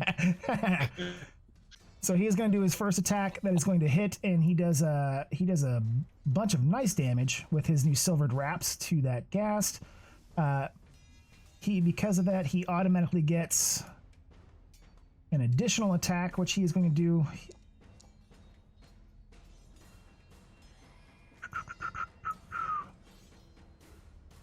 Which is going to kill that ghast in front of him. So as he steps up, both of Castiel's strikes on top of the Eldritch Blast damage that Digger had done is enough to turn this ghast into a bloodied pulp at his feet. That is then going to bring us to Severius. All right, I'm going to move up.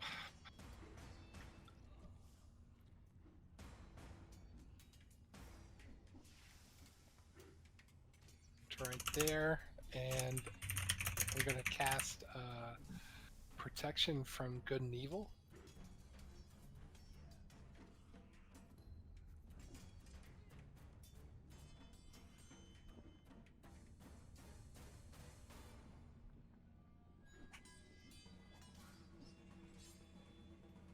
All right.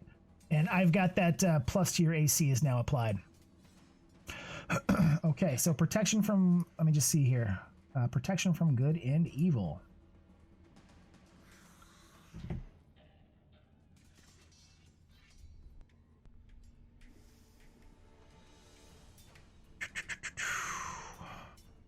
Is that what?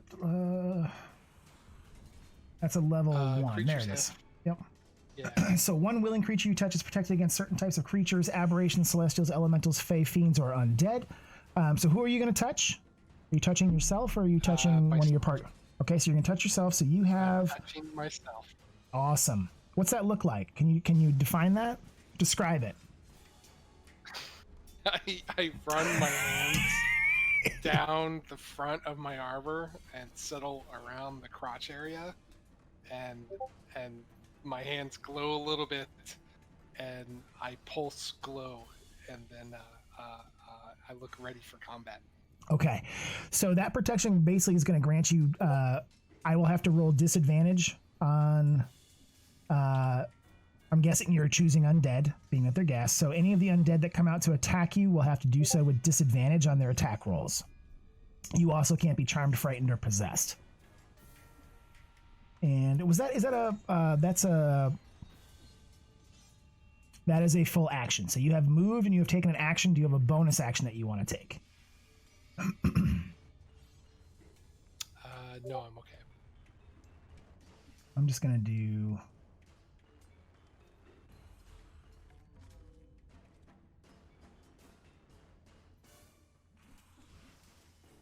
I just want to see if I do this, if it... No...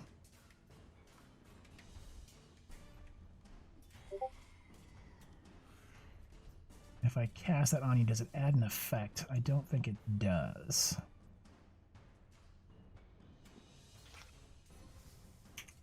Okay. All right, so you are there. That I'm just trying to fix that effect. There we go. Okay, so now from inside, you guys are going to hear the screech of a bunch more stuff. Meat. Look at all the meat. And that's going to get everybody in the party. Now everybody's got initiative. It's going to bring us... precious. That is going to bring us... Scrumptious.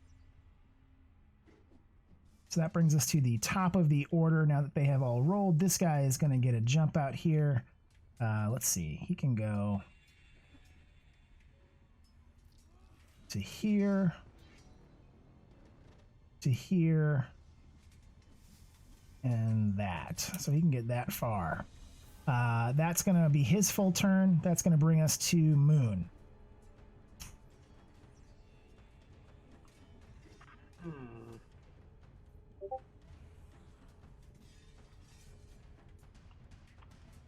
Alright. I was hoping more of them would come out of the house before my next turn, but okay.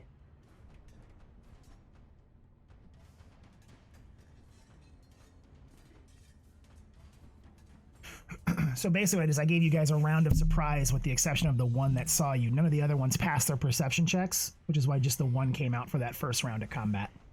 Now they're all out. Makes sense. So sneaky around the tree, stabby. Okay, you can go ahead and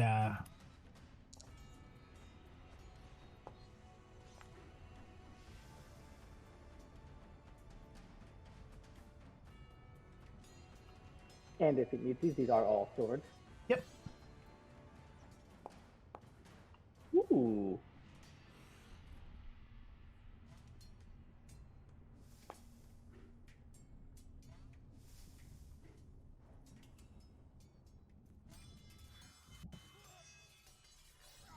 All right. So I don't think I can stealth again, but I'm going to go back around the corner. yep. So you can certainly disengage and move back out of the way. So kind of stealthily from around the back of the tree, you see Moon move up next to this as the ghast comes running out from inside the house, very quickly making a number of attacks. And you badly injured this thing with your attacks. It is worse than bloodied. So I'm going to say at this point, you moved out so quickly and took this thing by so much surprise that you're able to remove one of its limbs or its tongue, and I'll let you narrate what that looks like. So you can take an arm off or you can take its tongue off. What does that look like? Before I describe that really quick, can I make an Arcana check to see basically what each one of those things can do, besides obviously claw, and if it's its tongue can do anything special? Sure. So yeah, absolutely. So others in the party have advised you that it is a ghast. If you want to try and roll to see if you know more about what ghasts can do, you can certainly do so. Yeah. Just if not, I'll just kind of flip a coin. But I figure it's worth a shot. Nope. Go ahead and roll Arcana. All right. So that's going to be a pass. So you know that ghasts are very much like ghouls. They don't carry weapons. They attack they bite and claw. So they attack, like a feral animal. But you also recognize that one of the dangers of a ghast is that when they are in close proximity to you, they can do poison damage just from their stench. Well, can't cut the stench off. So I'm just gonna go with his arm then. Okay. That was one of your options, right? Yep. Armor. So narrate. What does that look like for us? So you come stealthily out from behind that tree. It doesn't even see you as it comes running past. You're a whirling dervish of blades. What does it look like? So he sneaks up, kind of takes his rapier and shoves it through his shoulder, piercing his shoulder all the way through. Then comes with an uppercut with a dagger, which catches both the arm and the rapier and just kind of basically severs it right on off, flying off about 10 feet behind it, and then it kind of runs away with his strawberry flavored beer. Perfect. Excellent. Okay, so that is going to bring us to be. Oh, go ahead. To be fair, I cannot stealth behind this corner from the other four, correct? Correct. Okay, just checking. It was a shot, but just checking. So you can try to go back into stealth on your next turn. Like if you wanted to move around the tree and use it as cover to try and roll stealth, you can certainly do so, because there will be moments where you are out of their vision as they're trying to come out of the house. But kind of where and that's exactly what I was thinking. Is those four can't see me right now, still don't know me, so I just thought maybe not for him obviously, the one I just hit, but for the other four maybe. Yep. I'm having them roll passive perceptions as you go in and out of that front door where they could see you. So as they come out of yep. Okay, so that's going to bring us to Audrey. All right, I'm going to go with the motivational speech.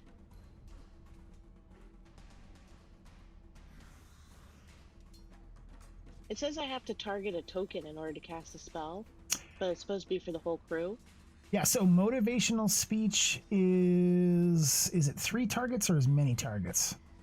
It says 5 creatures. Up to 5 creatures. So the people on the team. Yep. So you're gonna do. So it's gonna be you can do up to 5, including yourself. So there's 6 of you. So which 5 do you want to target? So it only lets me target one at a time. So you can, if you go to, upper left-hand corner, where it's got the basic controls, if you click on the select target, which is the one that looks like a bullseye, you can actually drag a square, which will give you multiple targets.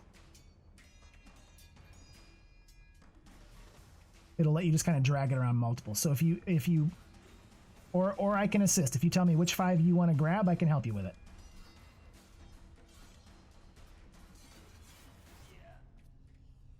Yeah, I click on the target. It doesn't really do it. It doesn't do anything. Or the target thing on the left. So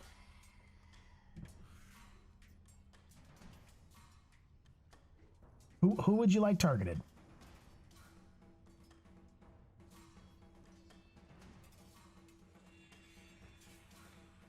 Targeting is you hover your mouse over something and hit your T key. Does that Yeah, work? so, Is that yeah. what you're trying to do? She's trying to select multiples. Ah, got it.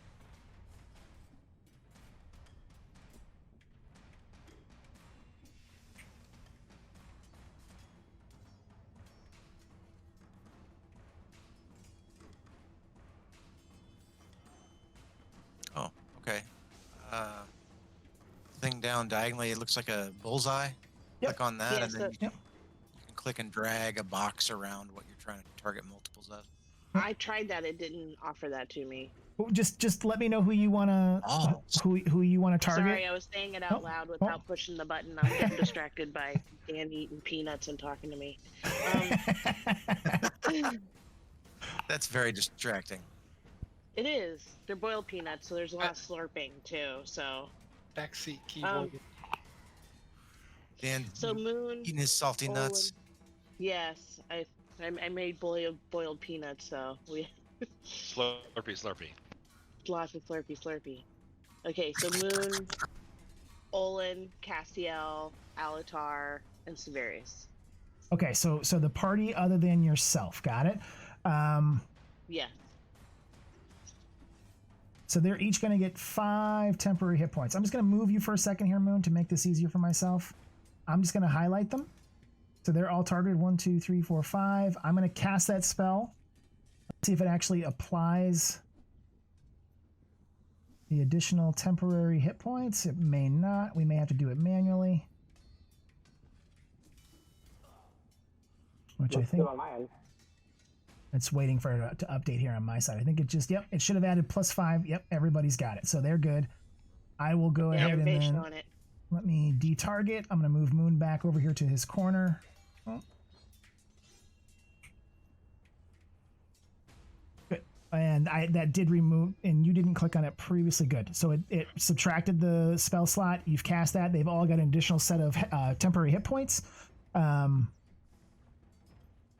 Okay, so that's going to be... So, go ahead. one real quick. So shouldn't Olin also have the +7 from the inspirational leader? So he only got and yeah, so they're only gonna have +5. okay. So the two of From them the got injury. yeah, they both got injured more than 7 hit points the last time. Gotcha. Yep. Okay.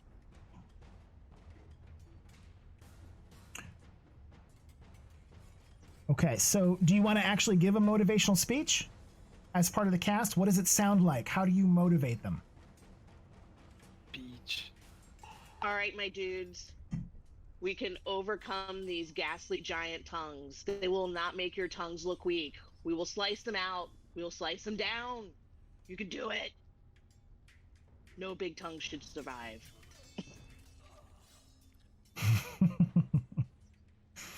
Excellent. So as she does that, you guys kind of feel the weight of her words settle into you. Your hearts beat a little bit faster, a little bit stronger.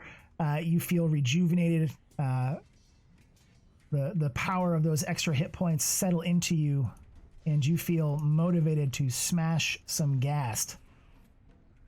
That almost sounded oddly dirty. That sounds like a frat chant. Yeah. Smashing ass or smashing gas. Smash some gas, my brothers. Smash some gas. Smash some gas. Who's got the beer pong? That is going to... All right, do you want to do any movement or a bonus action? Too told. That was Jamie's chant from Oswego U.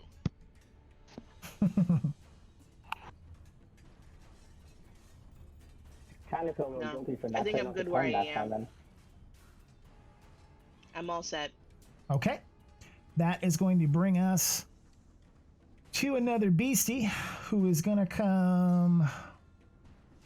Let's see here.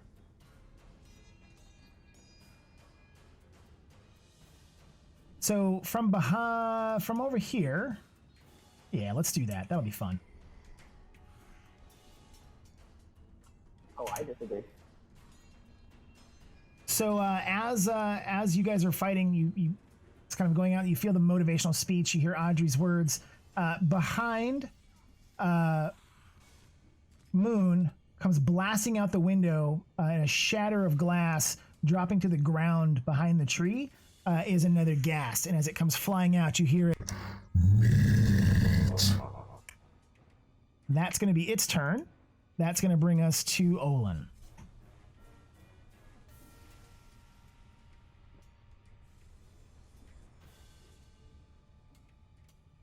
I would imagine Olin hears and or sees this thing come out the window. Oh yeah, so it's going to be a little bit out of sight behind the tree. But no, actually, I was looking at Severius. From where you are, you can see him. The tree wouldn't block your casting, or if you wanted to move over there and attack, you could certainly do so.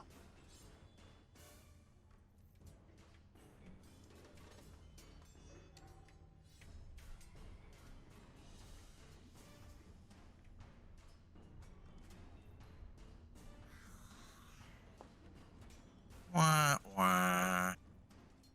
That unfortunately is going to be a miss. Now, let me just check this here. All right. Okay. Excellent. That is going to bring us to Alatar.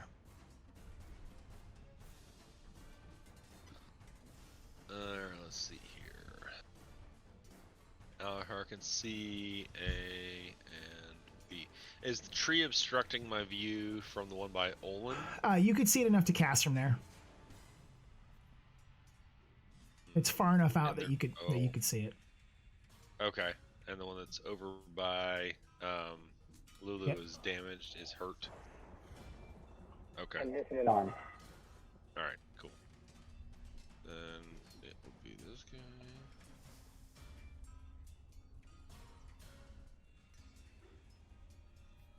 So the first looks like a miss, but that second one is going to be a hit. So you're able to Raleigh fingers that around the tree, past Olin, and it smacks dead center into the chest of the ghast. It growls in anger and pain as your eldritch energies crackle across its bluish, pale, undead skin. Any additional bonus action or movement you'd like to take? Yep, just moved a little bit. And then I'm Okay, good. perfect. That's going to bring us to Lulu. She is going to try to attack this ghast again. She's going to dodge down.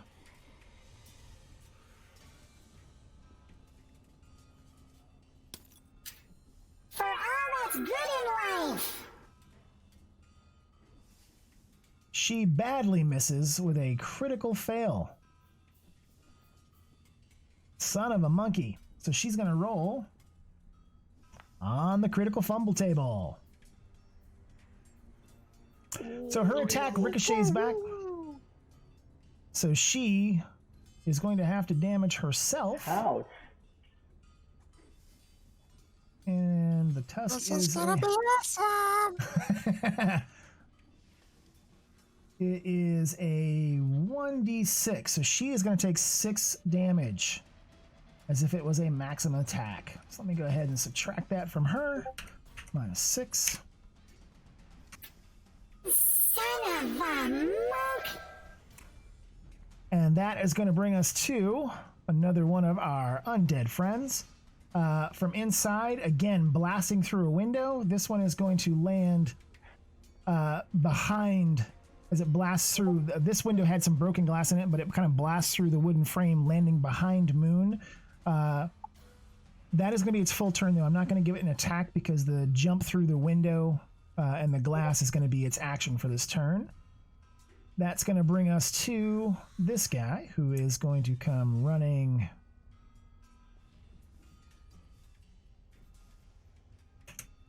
outside. That is going to bring us to Castiel.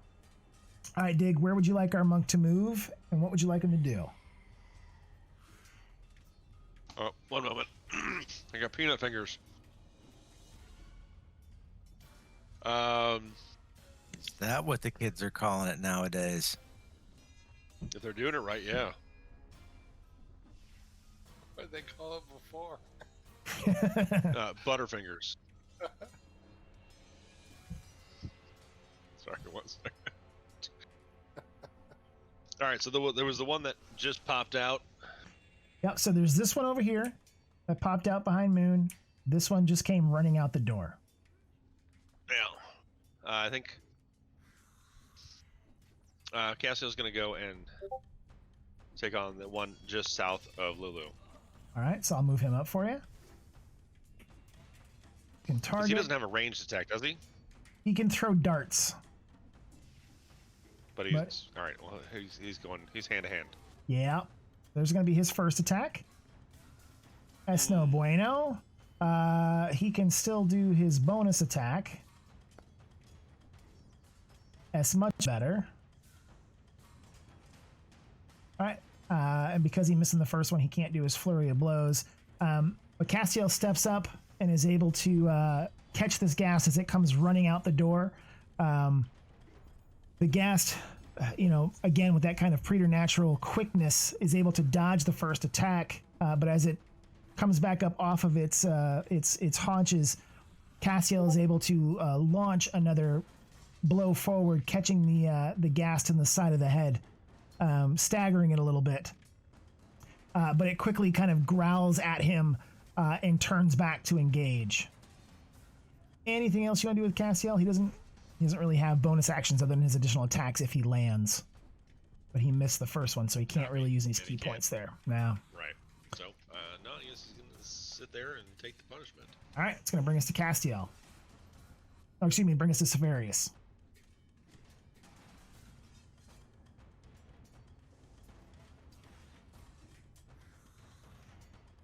I'm going to move up. And you could be in that same space as Lulu. She's technically 10 feet in the air, so you could be under her. Okay, I'll move. I'm just going to move her up one so it's easier for me to see kind of where folks are, but you can share that same space. Let her just float away in embarrassment.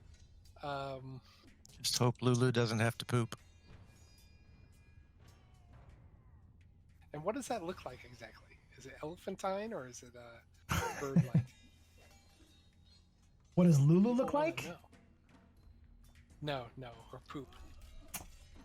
It sparkles. It's glitter. She literally just poops glitter. It floats away on the breeze. So When she poops, it sounds like a xylophone. It sounds like a xylophone playing a major scale, and it's just glitter out into the air. And then Severius looks like he spent a night at the club. You're never gonna do that. With the raid last night. It was great. Alright, I'm attacking this a woman's wet dream. Did you target him? He- I yeah. did. And You don't have a target. no, I have him targeted. I swear. I press T. He's got the orange arrows on him. He's the one to the left of me. It's not showing me as having him targeted, but we can certainly have that work. If you want to roll a damage on that, that is going to be a hit with a 24.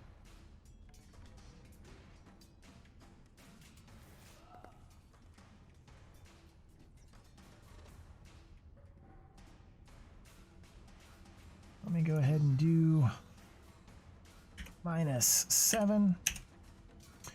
So he is going to be near death at this point. He's undead, so he's already near death, I guess. But he's nearer to death than he was, but not down. So your skull flail comes swinging forward, connects into the ghast, but does not drop it. You have an additional attack or additional bonus action, anything like that you'd like to do? I want to bring Lancelot forward. Now, do you still have him carrying the kids? He Kids does, is bait. but Kids is bait. doesn't the woman on the back have an arrow? Or She does. She has a bow, and so it's her kids, and she does have a bow. Who's gonna put the mom into harm, huh? Yeah, I'm gonna bring her up by Alatar and have her fire an arrow. You know, that leaves us left with a bunch of kids to take care of. Glad you're thinking ahead there, Audrey. All right, so you want to have ladies, no. We're gonna have her target the same one that you had. Let's do that.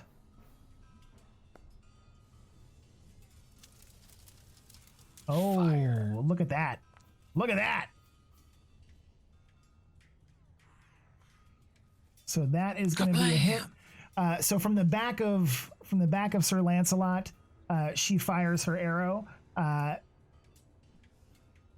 kid's kind of crying a little bit behind her, but as you swing with your skull flail, and it hisses back at you, an arrow thunks straight into the center mass of its face, literally collapsing in its orbital sockets, piercing into the brains, and it drops immediately into just a heap of odd, awkward limbs, its tongue sticking out of its mouth into the dirt and blood at its feet. That is going to bring us to another one of these guys who is going to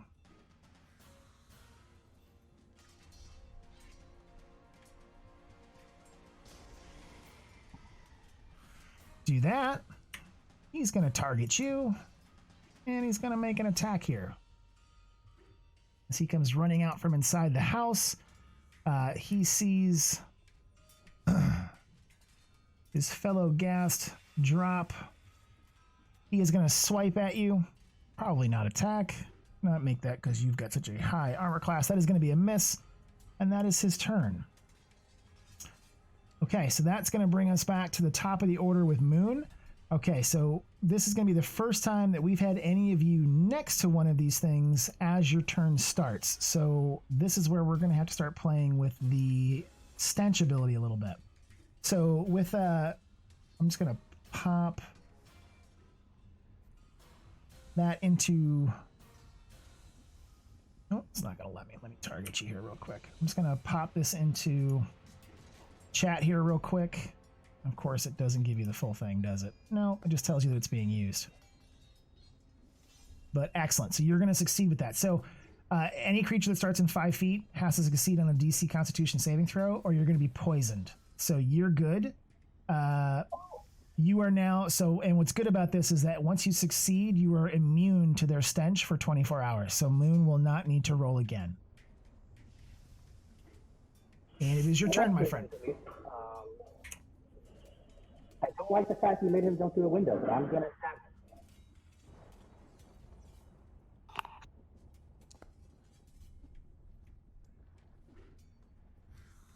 Maybe. Second one's going to be a hit. I don't know why I rolled another d20. Man, I rolled horribly. And then I will... Oh, man. I will back away. I'm trying to think how to move this. If I move past that guy at the top, does he get an attack on me at all? Or I can just move to him or around him? No, so you can use your cunning action. So it's a bonus action on your turn, where you can take a disengage or hide action. So technically you could disengage past the more than one combatant. So you can... Okay, I wasn't sure if it was just one. Nope. Move... just to there, just because I don't like to stay in combat. Okay. And then I'm dealing very little damage but something, I guess. Okay. So that's going to bring us to Audrey. So you see, the battle unfolding, Sir Lancelot moving up, Harkina firing arrows into the fray, Severius wounding, swinging his skull mace, Castiel punching, Moon stabs back and forth and then deftly moves away from the ghast next to him. You've got a plethora of targets. What would Audrey like to do?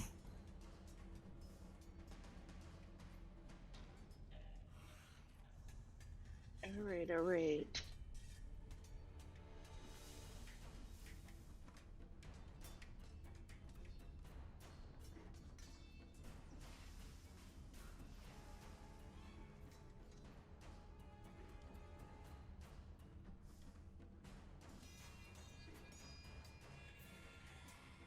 One moment, technical difficulty.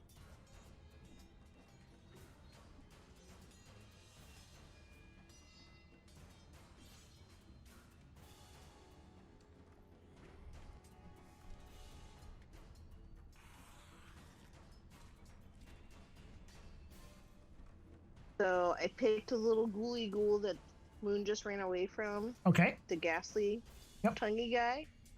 And I'm gonna cast Cloud of Daggers on him. Okay. So if you cast that, it should give you the ability to place a template.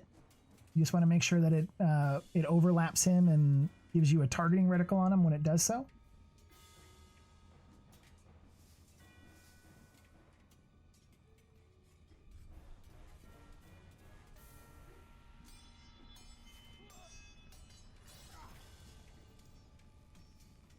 For some reason, it went dark.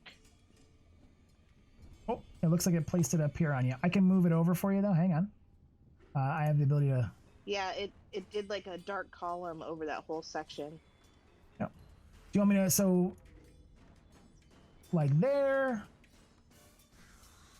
Kind of in between the two of them that are there, that it would hit him, but not the one next to him? Yeah, that's good. Okay.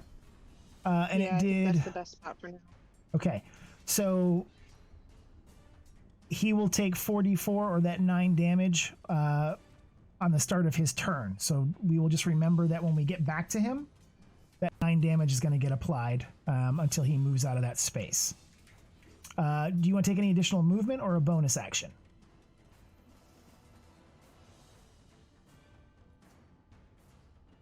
Nope, I'm good. I'll stay Okay. where I am. Okay.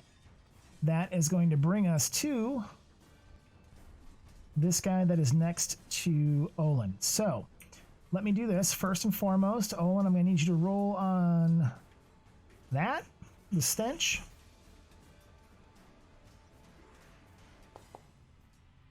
That is a success. So you do not get poisoned and you are now immune to it, so you won't need to roll again. And then he is going to take a swipe at you. And he is going to miss even with a 19. Good Gory Mori. All right, that's going to bring us to Olin.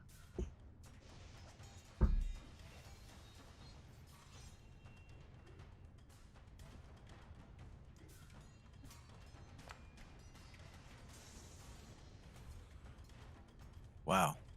2 rounds in a row. Nada. Not so great. You have a bonus action you want to take? Not at this time. Okay.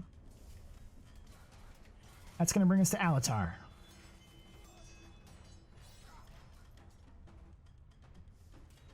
All right, let's see here. I love that it tells me who's injured and uninjured. That's one of my new additions. I thought you guys would enjoy that. I do enjoy that. I'm gonna pick the one over there by Castiel. See if I can do a little better on. That's not what I So close. wanted. Those weren't what I wanted. Unfortunately, that's going to be 2 misses. I had a little schmutz in my eye. Yep. A little schmutz. So as you are beginning to cast, Sir Lancelot gives you a big wet doggy kiss, throwing you off balance, and both of your Eldritch Blasts go flying wide, one goes over the head of your compatriots, another one hits the dirt just behind Severius's feet, throwing rocks up into his back. Any movement you'd like to take? No, just apologies. Alrighty. Gonna bring us back to Lulu. She is again going to try to attack this guy. Veeth her tusks.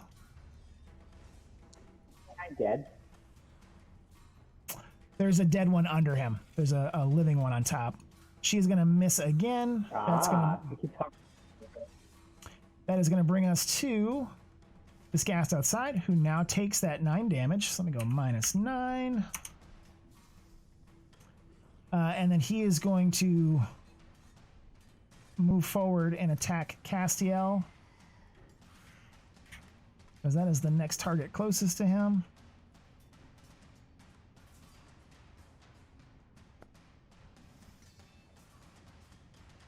And that is going to be a hit.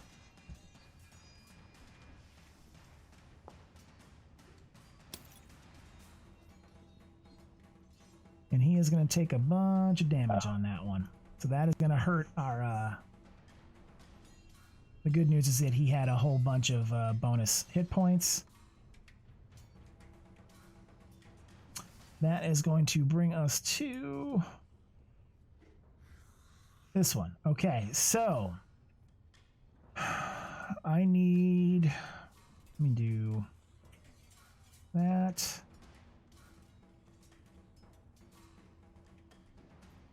All right, so we're going to have Severius do a check.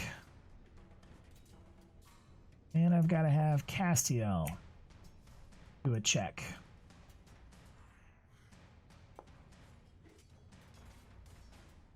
Okay, so both of you guys succeed, so you are able to fight off the poisoning, and you will be immune to it going forward.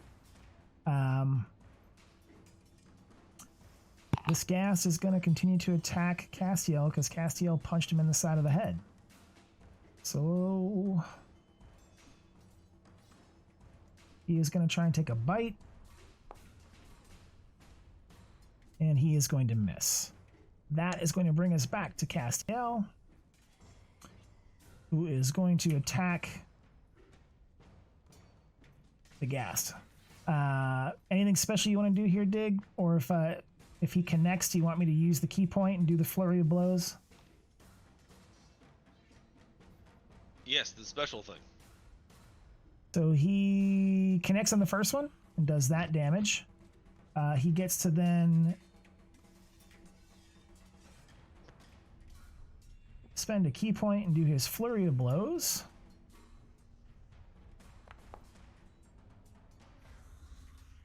Which is going to hit and do more damage. And then he also gets to do his bonus strike. Just going to hit and do some more damage. I love the new animations. So the more the guy builds up, by the way, the better they'll get. It's and it makes my life a hell of a lot easier too. That's going to bring us to Severius.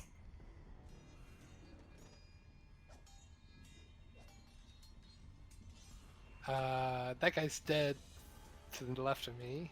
So there's more than one there. So hang on a second. Let me move that guy. That guy's dead. That guy's alive. It just the tokens were stacked on top of each other. Oh, okay. I'm gonna target the live one, and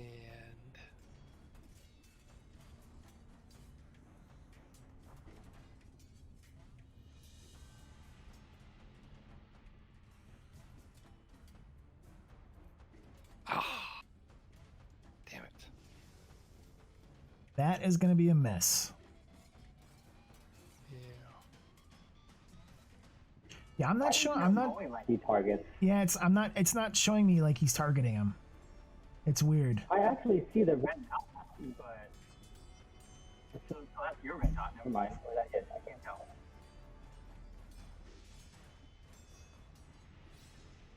Yeah, I can't tell if he's so. Yeah, so Nikki, Ryan, and I all have colors that are similar enough that with the blood stains on the screen, sometimes I can't tell who's targeting what.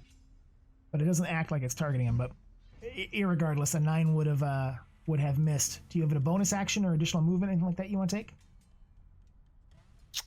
No, that's it. Okay.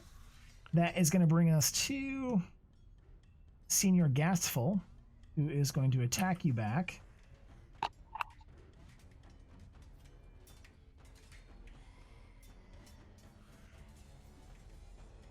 Swiping with his claws. Can he get past your 21 armor class? Of course he cannot. So you, as you take a swing... Yeah. So as you take a swing at him, and miss with the skull flail, he quickly darts forward, his claws raking against the plate armor along your greaves, and it hisses in anger as its claws are turned back by your paladin's plate armor. That is going to bring us to Moon. Step forward and try to do better than last time.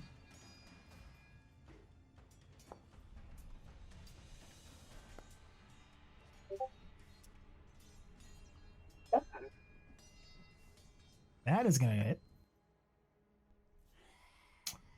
All right, so you, he's badly injured. That's going to be some more damage. So you're able to, yeah, you're able to shred into him. He screams out in pain. But it does not drop. It looks back at you, its tongue lashing out. Weird thick blood leaking from the wounds that you've inflicted into it. And its eyes are focused directly on you now, even as you disengage and back away from it. That is going to bring us to Audrey. I'm going to move in for the attack. Attack. Which one are you going to move towards? The one over by Olin. Okay. You want me to...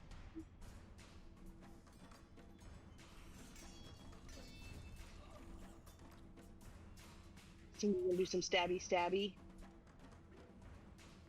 I say go for it.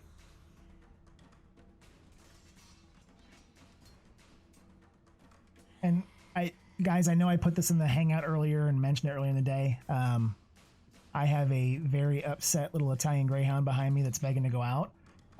So I'm actually going to take a quick pause here. I know we're in the middle of combat and I hate to do it there. I just got to run him out for 10 minutes. So let's let Audrey resolve this part of combat. And then I'm going to put the game on pause so I can take him out. I apologize. Jeanette usually does it for me on game night, but she went up to visit her brother and see her baby nephew. So I've got to no worries, get him man. outside. Yeah. Cool. Yeah, so that's all good, dude. that is a hit, by the way. You are able to pierce him with your rapey stick. I'm just going to pause it right there, but I will be right back. Thanks, guys. You want to grab something to drink, that kind of thing? I'll put it on. But I am stepping away for a second, and then I'll be back.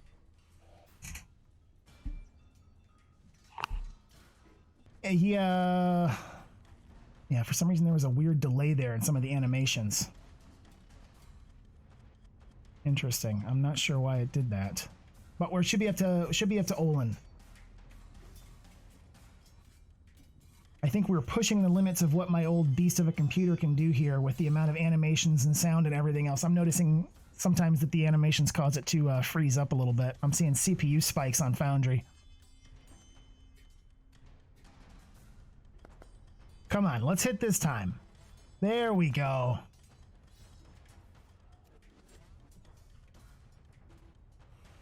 Okay, so he is injured and almost to being, at this point, he's just about bloodied.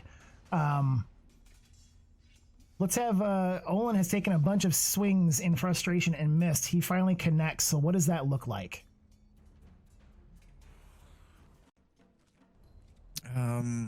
This one catches the ghast on its left shoulder and just takes a big chunk out. Excellent. Okay. Any bonus action or movement? Nope. Stand put. Okay, that's going to bring us to Alatar.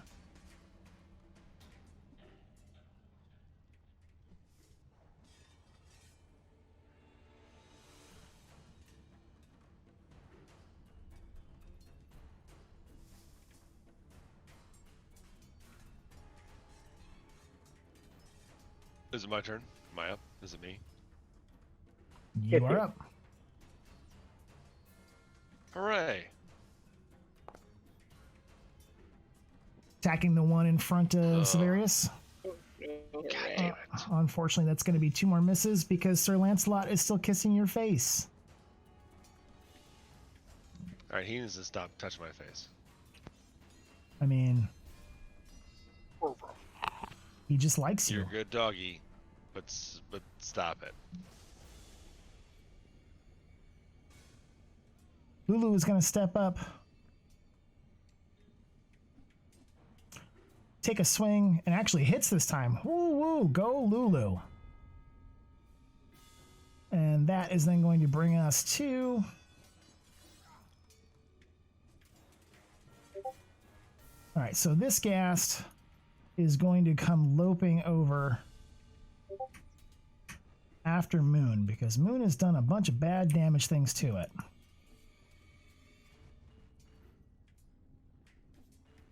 And he is quite pissed. He's going to try and give you a bite. And he is going to miss. Excellent. Let's go to the next ghast, who is still attacking and going after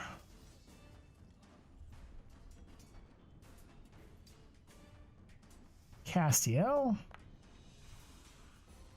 That time he's going to hit and do some damage.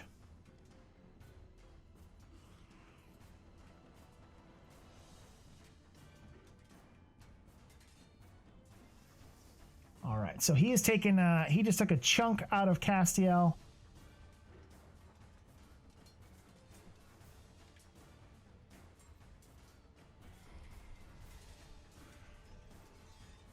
That is going to bring us to, yeah, I'm getting weird lag, bad lag. It's going to bring us to Castiel, who is going to attack in return. Dig, if he makes the attack, do you want him to spend another key point, or do you want him to hold on to it? He's got 3 of 5 left. And he resets those with a long Yeah, rest. if he hits, then use it.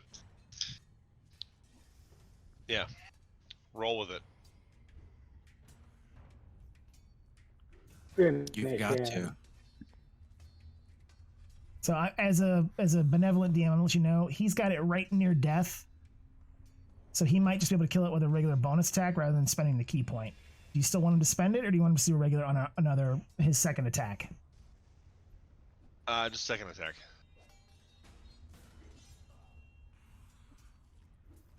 That's going to be a hit. Good choice.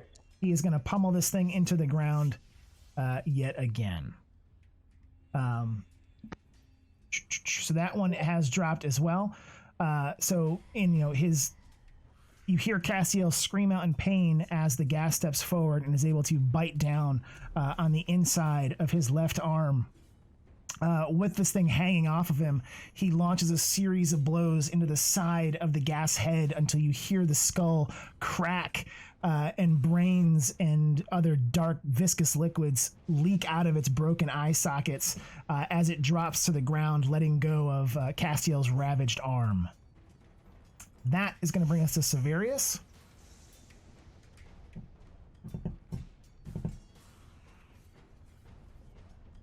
Let me ask you this, Ryan. Before you click on anything, what do you click on exactly when you attack? I click on my character portrait, then I click on under inventory, weapons, silver skull mace. Are you clicking on the click attack? So instead of clicking on attack, when you mouse over the silver skull mace, you'll notice that the icon of it to the left turns into a white D20. Just click on that D20.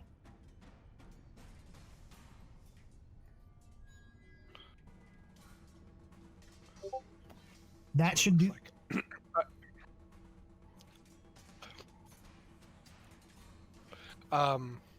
So I'm sorry. Can you say that again? Yep. So in your inventory, when you're looking at the silvered skull mace, when you toggle over it, you'll notice the icon of the mace on the left-hand side turns into like a white D20 icon rather than just the mace icon. If you click on that die, it should do the automated roll rather than just the attack roll. Okay. All right, here we go. Let's try that and see if it... Check with visual dice. Yeah. Yep, so that rolled both. That's what we wanted. Boom. Nice hit, by the way. Nice. So this one actually hadn't... I don't think this one had been injured because... other than Lulu got a bite in on it, and Digger had missed a couple times with Eldritch Blast. This is one of the first good hits on it. So this thing's kind of been dodging back and forth, Eldritch Blasts flying all around it. It hasn't been getting hit. It's been laughing haughtily. And you are able to connect. So what does it look like? What kind of a swing and damage do you do here as you take this thing into almost being bloodied? He's jumping around, taunting everyone, and I just do an underhanded swing while his tongue is lolling about, and I catch the bottom of his jaw, and it clamps his jaws shut, and his tongue goes flying out, and it's the ground, still squirming. Excellent. So like near your feet, there's this snake-like, worm-like tongue appendage with dark, viscous blood leaking out of one end of it as it flops in the dirty stones of the road of what used to be someone's front yard at your feet. Any bonus action or movement you'd like to take?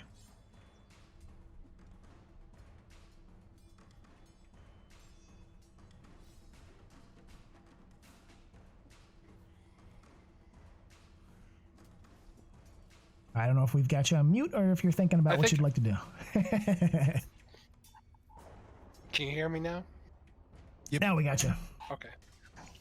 I'm going to have the mom take another shot from the back of Lancelot. Okay. That we can do. Let me go ahead and target.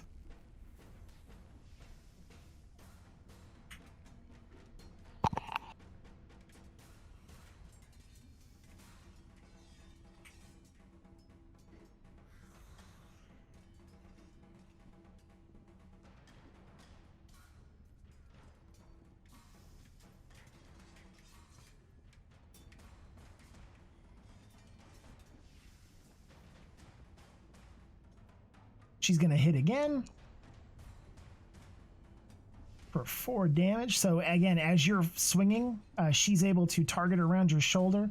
Another arrow comes slicing through, sticking into the shoulder of this one. So its tongue is missing, its jaw is cracked, and it's got an arrow sticking out of its left shoulder, kind of flopping in the breeze.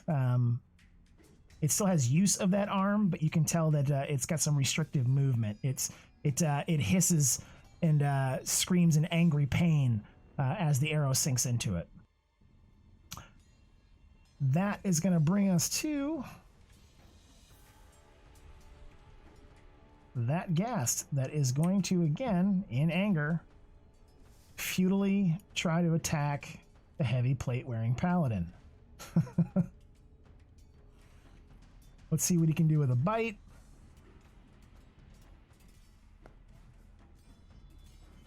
Oh my god. We finally got a hit. So in anger... Is that disadvantage though? Oh no, that's right. Damn you. Damn you. Let me go ahead and put that back on you. There's the... Crit it now. Yep. So let me do a secondary on that, just in case.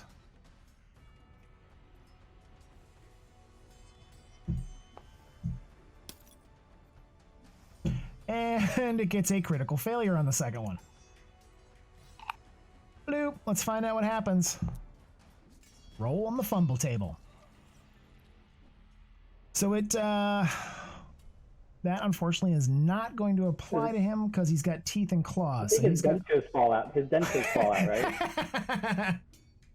So the, I love it. So the when you hit it with the skull flail, you cracked its jaw. So as it reaches forward, trying to bite into your arm, its teeth literally shatter on your plate armor and fall. Its fangs, some of its rear molars, fall out of its mouth, clickering and clattering to the cobblestones below your feet, popping like little stones and chiclets around its tongue that is still flapping in the dirt below you. So it is not going to have a tooth attack. I'll have to remember that when we get back to this guy's attack. He's going to have to use his hands. That's going to bring us back to the top of our order to Moon. All right, stabby.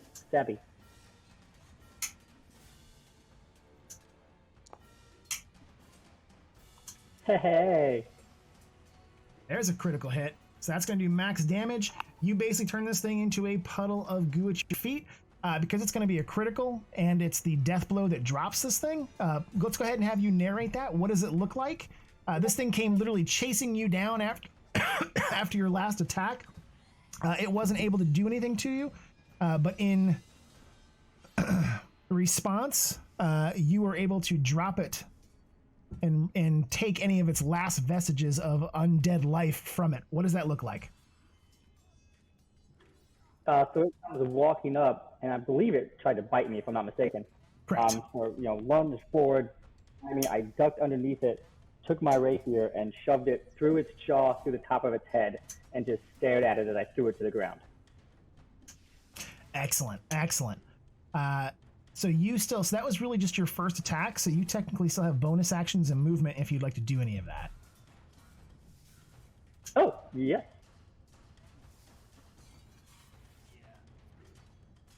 So 20 feet there, target this guy. Dagger.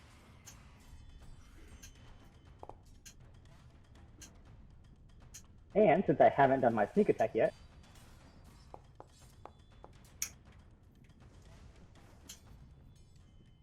Excellent. and then a little bit left, so there we go. Yep. Okay. So we see Moon stick his rapier through the skull of this gas that tries to bite him. As it drops to his feet in a pile of its own liquid, he definitely pulls his blade back out of the skull, slides around Castiel's left side. You see him kind of appear out of nowhere next to Severius, his dagger darting forward into the side, splitting open the like kidney area around to the stomach of the ghast. Its intestines, blackened and disgusting, slipping out of its body around its feet, next to its tongue, next to its teeth. It cries out in pain and anger, and just as quickly, Moon backs away from it as it looks around, trying to figure out where this stabbing, slashing injury came from. That is going to bring us to Audrey. I'm hoping the fact that it still says barely injured is wrong.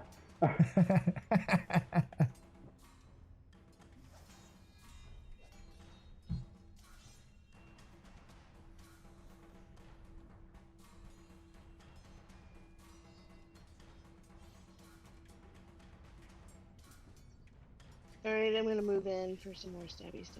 Stabbies. More rapey stick.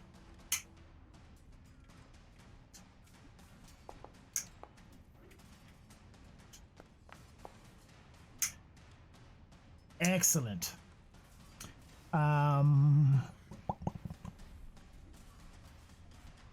Excellent. So that's going to hit him again for some additional 5 damage here. So as it is focused in on you and Olin trying to dodge both of your attacks, it miscalculates, and with your halfling quickness, your rapier stabs forward, sliding directly through its right thigh and out the back. You can almost feel the tip sliding along the bone of its leg as it pulls back, screaming in anger, limping on that leg as it disengages and pulls back away from your stinging blade.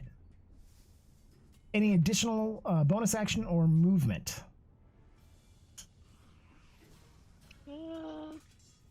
think I'm gonna step back about 5 feet. So if you do, it's going to get an attack of opportunity. Oh yeah, that's right. Never mind. I'm good. I'm good. Yep. I stay here. Okay, that's going to bring us to Nasty Gasty. He is going to try and take another swing at the stabbing bard in front of him. If I can open his character sheet, that is. There we go.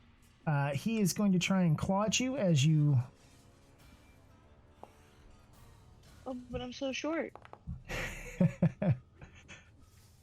So as you disengage, pulling back your rapier, his claws slash out, connecting with your sword arm.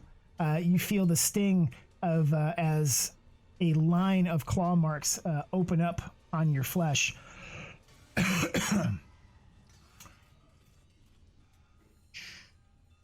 Okay, that's going to be his turn. That is going to bring us back to the top of the order to Olin. Or not top of the order, I should say. It's going to bring us down to Olin. And I give up. Yeah, it almost looked like you hit Audrey with the way that it did them. You giving me some zappy? Yeah, he's hitting you with Heaven's Fall. Yep, so that's going to be a miss. So as the ghast is dancing back and forth, attacking and fighting and being wounded by Audrey, and with the way the tree is, as you were trying to move around the roots, unfortunately the mighty blow from Heaven's Fall cracks into the stone at his feet rather than connecting with the ghast. Any bonus action or movement you'd like to take? Nope. Excellent. That's going to bring us to Alatar. You can do it. Let's see here. Barely injured, badly injured, barely injured.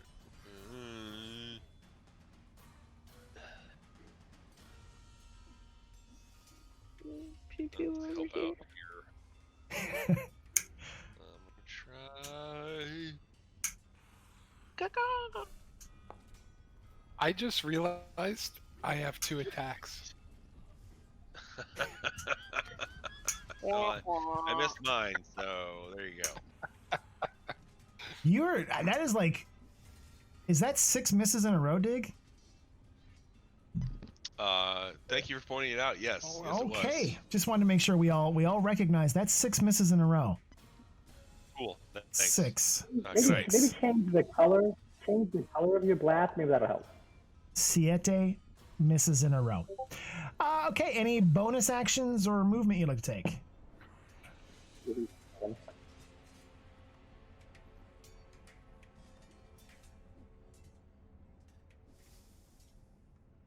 I'm going to take that as a no. We're going to move on to Lulu,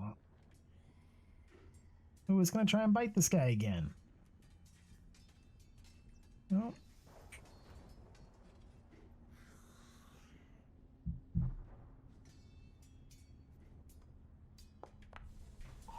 Oh, I think she's going to get a hit again. She does. So Lulu darts down again from where she's hovering up above the combat, and with her little tusks, gores again at the ghast, striking a line of ripped flesh along its shoulder. That is going to bring us to Castiel. All right, Dig.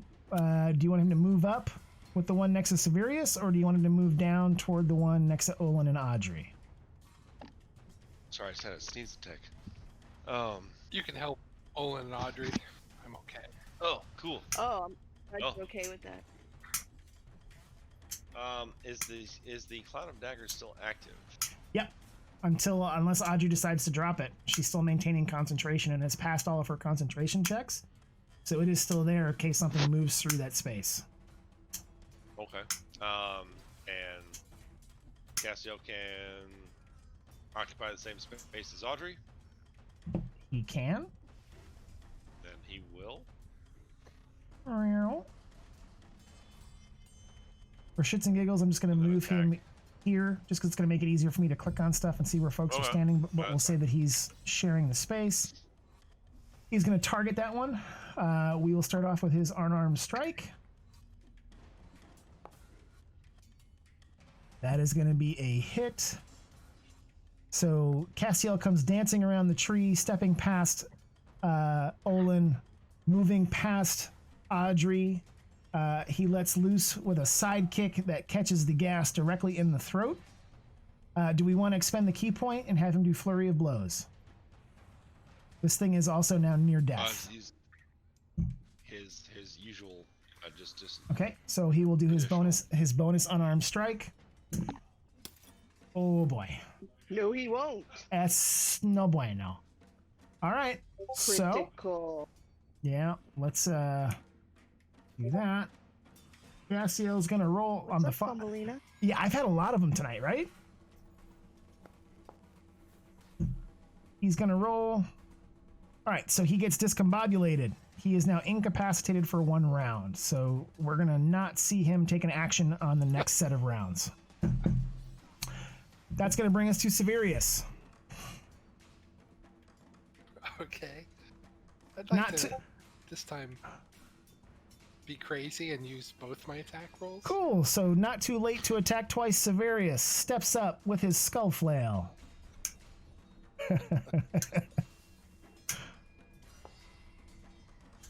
And of course. Gonna miss on the first one. And that's attack 1. Gonna hit on the second one, though. That second one's gonna be a good one. Excellent.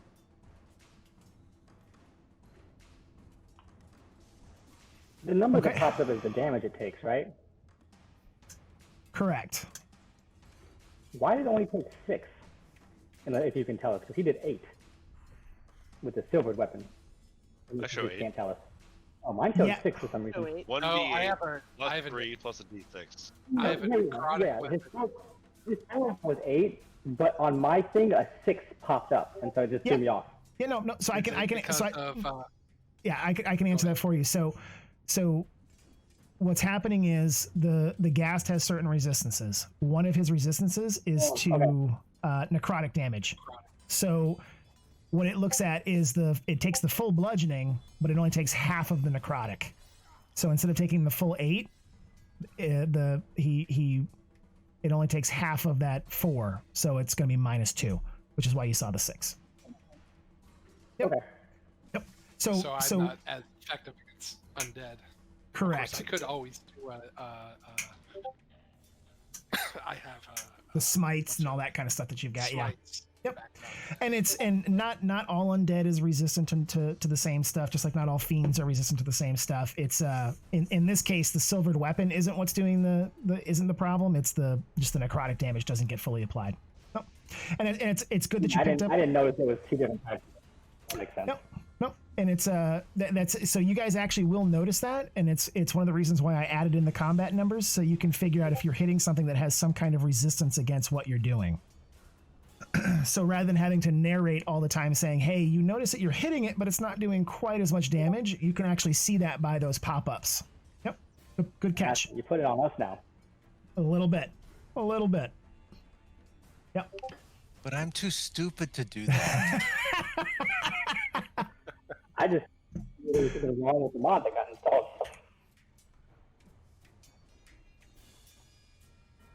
I am going to go ahead and attack Severius again with another claw attack because he can't bite.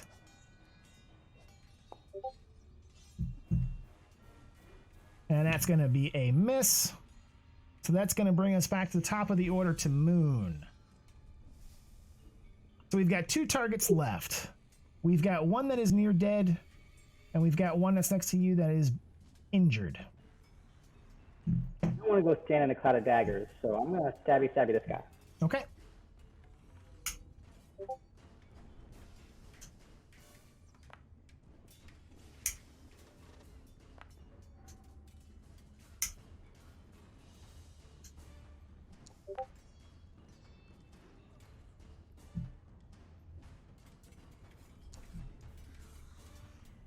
We're seeing some good hits.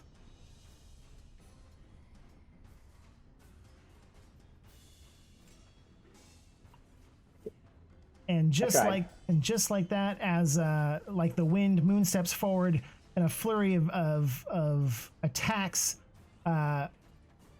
And as he steps back, the gas is left near death, but for an undead, as near death, I guess, as he can get. But not yet, not dropped. He is in rough shape, though. The way that Moon steps forward, his rapier and his dagger slashing back and forth, literally carving chunks out of this ghast who has, his intestines are spilled on the ground. His teeth have been knocked out. His tongue was knocked off. He's got tusk marks along his shoulder.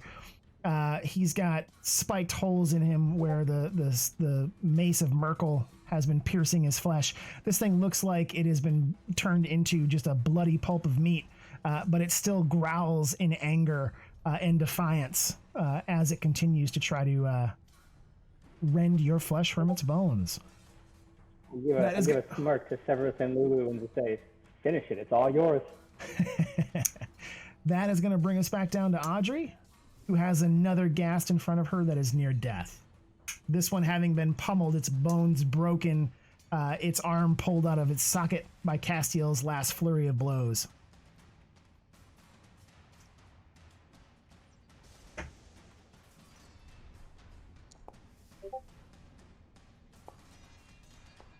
Uh-oh, she's bringing out the cheetah dice.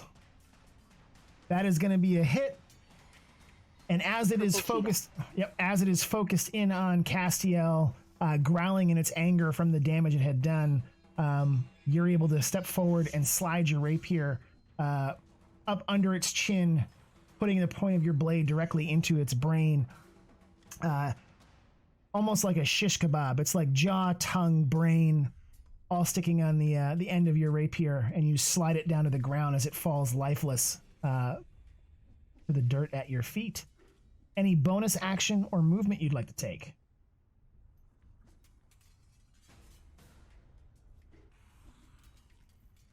You can't hear me? Oh, no, I'm good. Thank you. Okay. I just take my check, though. Okay, that is going to bring us to Olin.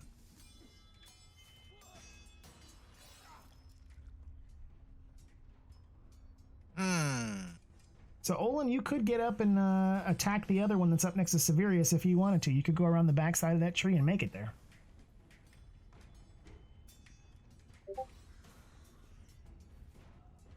Come on, Olin, let's get a hit.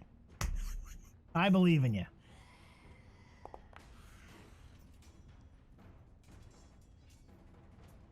Your dice are cursed tonight, my friend. Yes. You and Digger both. That curse goes around. Olin just felt really sneaky tonight. My turn now. Nothing. Yep. Come on, Alatar. We're gonna try. We're gonna mix it up. Oh my. Are we feeling saucy? Hey, look at that with a ray of frost. And just like that. Wow. It had 2 hit points left? I love the fact that it just completely frosted it over. That was pretty cool. It actually had more than the 2 hit points. It is near death, but it is not dropped. You do still get 2 attacks though. Yep, it is a hit. You still get 2 attacks though, right? What? Don't you? Yeah.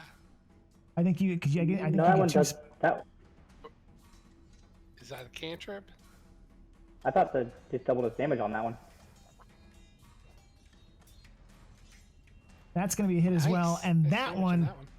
So the first ray of frost comes flying in, and Severius, as you're winding up to take another shot at this thing, as Lulu is hovering, looking to take another bite out of it, you see this ray of frost as Alatar decides to use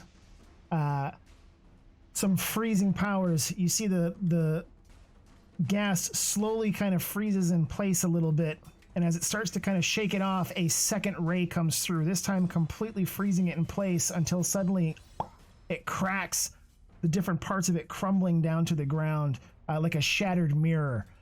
It's different pieces, these frozen bluish chunks of ghast at your feet. And with that, ladies and gentlemen, we have defeated all the enemies on the screen. I'm going to go ahead and end that combat. Let's award some experience points.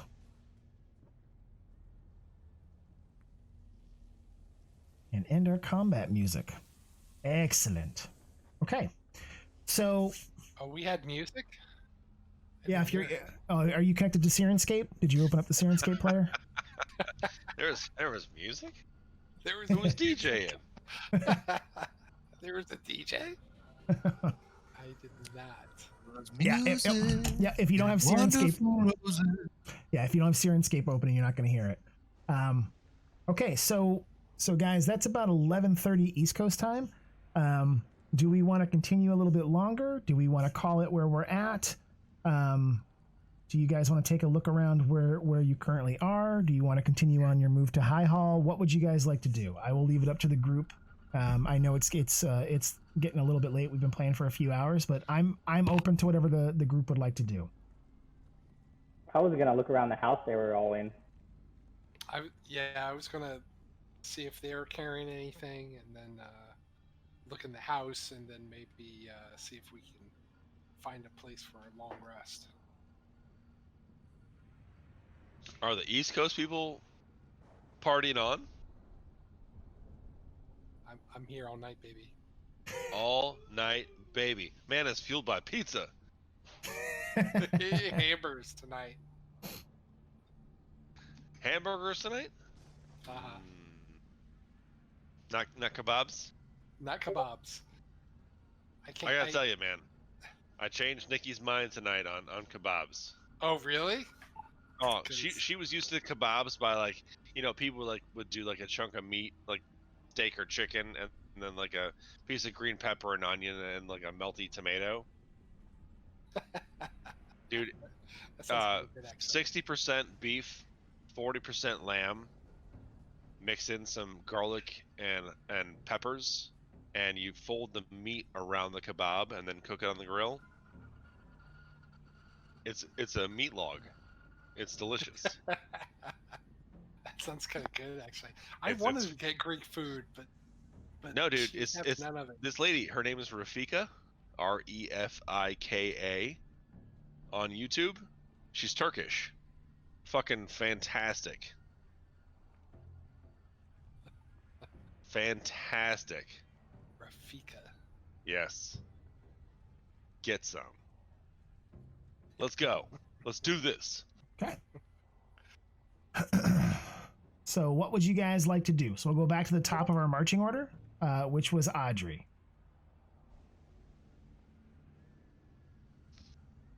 She's researching her options. Well, you're up next, Alatar, so think about what you would like to do as well.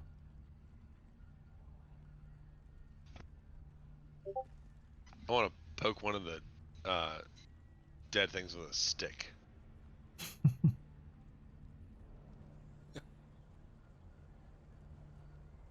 See if there's like a squishy eye or something. It makes a really and interesting... Audrey wants to know. Yeah. Never. She's back.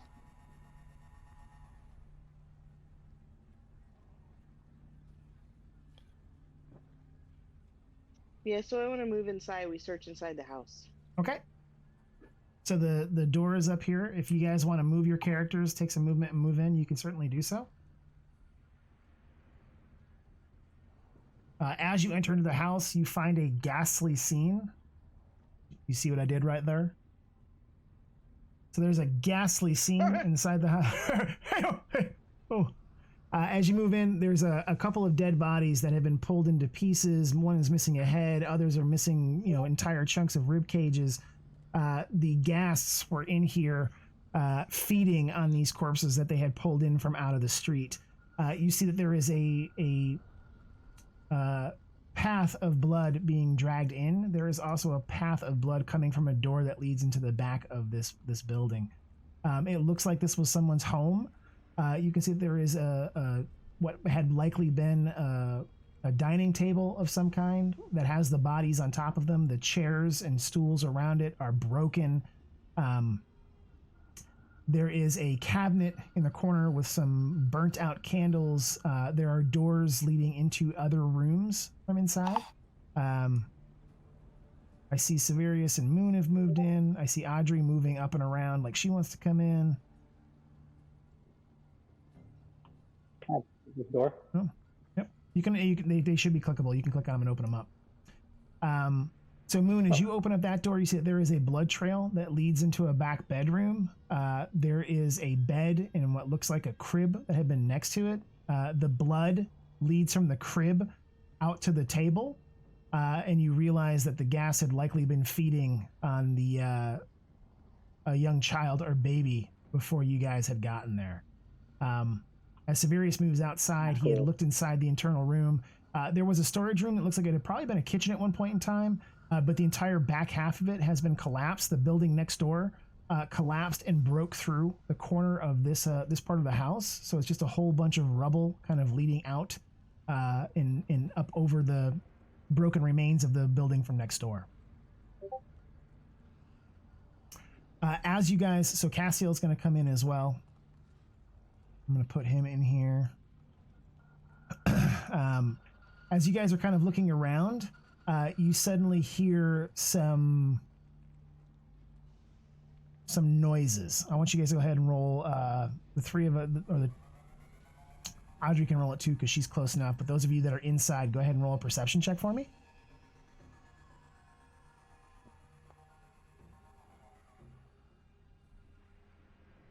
Okay. What?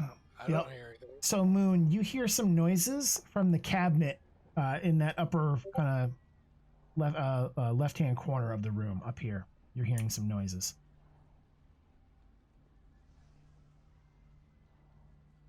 So as you move up, it's a deep cabinet that's got large doors on the front of it. The doors are closed. What kind of noises am I hearing? Can I tell? It's so from this point as you get closer, it sounds almost like weeping. I'm gonna open them. I'm sorry, did you say you're going to or you're not going to? Yes, open. Okay, so as you open the door, inside, you see a young woman, probably in her late teens, red hair. She is curled up in a ball, hiding inside of this cabinet. In one hand, she has what looks like a blanket or a swaddling cloth that would have been used to cover a baby. And she is just kind of rocking back and forth, crying to herself. When she sees you, she has never seen a tabaxi before, so this face of a cat, she immediately screams and tries to push herself further back into the cabinet, but there is nowhere for her to go. Instantly sheathe my weapons, because I probably still had them out, and kind of crouch down. It's okay. We're not going to hurt you. We've dealt with the creatures that were here. You're safe now. She continues. Right? She looks human. Yeah, she is humanoid. She's a young human woman. So as she looks out past you, kind of still shaking a little bit, tears in her eyes. She sees, Severius in his armor but covered in blood and gore. She sees Castiel, his hands dripping blood from where he had pummeled the creatures. The blood stains across the floor. And she just continues to cry and shake. And you see she's the swaddling cloth, the baby's blanket that she has, she's just wringing it in her hands tighter and tighter and tighter, just the whites of her eyes almost glowing from inside the darkened cabinet as she is just lost in fear. I grab some my water skin and some rations and hold it out to her, ask if she's hungry or if she's thirsty, anything I can do to help. I can make a persuasion check or something if you want, or something like that. Let me have you roll a persuasion check for me.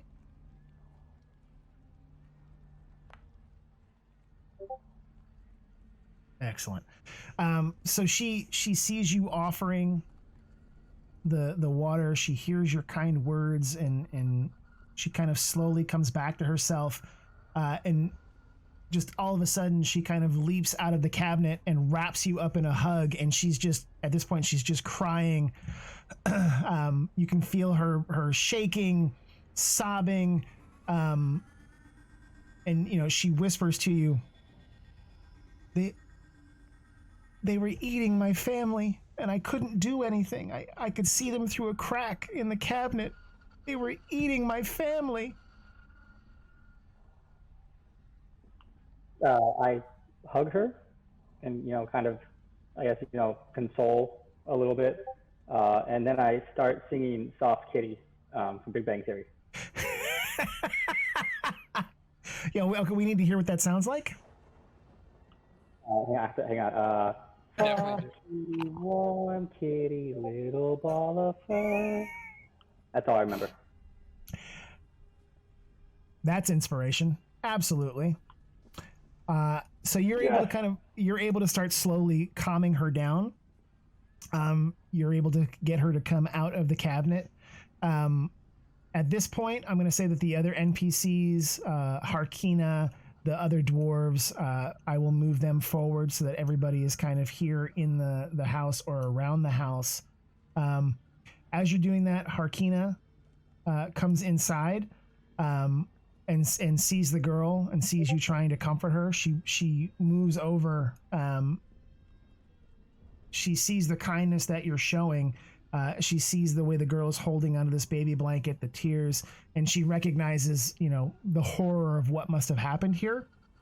She begins to comfort the girl as well. They're talking a little bit in kind of lowered whispers as she's trying to get the girl to calm down, and you hear her, Moon, you hear this. You hear the girl say that her name is Shora, and that she and her family lived here. This has been their home for her entire life. And she's, she pauses and looks around the room and realizes that, her entire family is gone. And she turns back and, crying to Harkina, says, they're all gone. I have nothing. I will mention that we're headed to the High Hall, I think is what you called it. Yep, the High Hall. And we have, as you can see, we have some people traveling along that we have already rescued, and you are more than welcome to come along with us. That way we can get you out of here and get you someplace safe. Okay. She is going to really latch on to Harkina, and she's got, one of your paws in her hand. She's holding it firmly, and she shakes her head. She says, please, yes, we've been hiding here, and we kept hearing things in the streets at night. Anywhere, please. I just want to be safe again. So it would look as if you guys have another NPC that is joining the party. This is going to be a young woman who has seen some horrific things. So at this point, what would you guys like to do? So Harkina is kind of working with her, trying to get her to calm down. There wasn't much in the house. It is clear the family has been hiding here. But there are also, torn up body parts just about everywhere all over the floor and tables in here. So what would you guys like to do? Is a good place to sleep. I think we should leave because this is not a place we want to stay. Definitely not with her being here. She doesn't need to stay in this, house with her family members torn apart.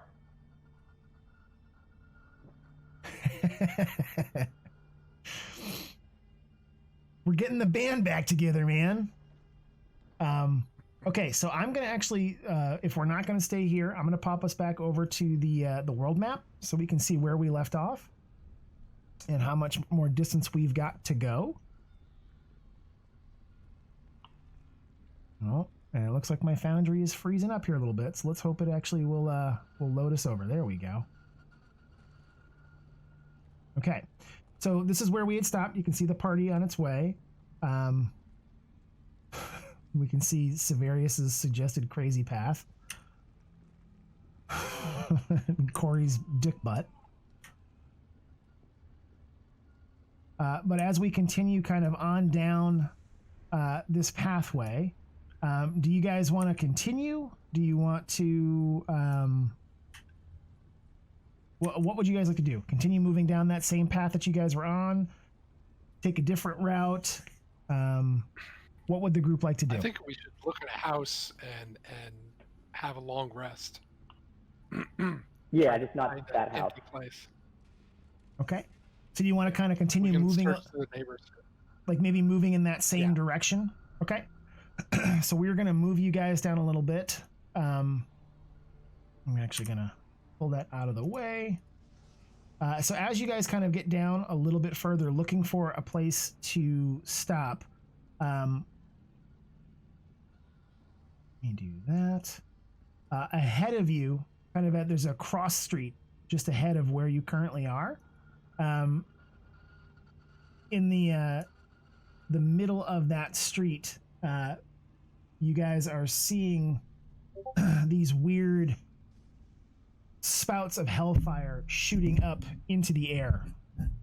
Ahead of you, in the middle of the street, there is a charred humanoid corpse clutching a silvered longsword in a hand. And it looks like it is pierced and stuck to the street with a giant iron sword. Let me do this.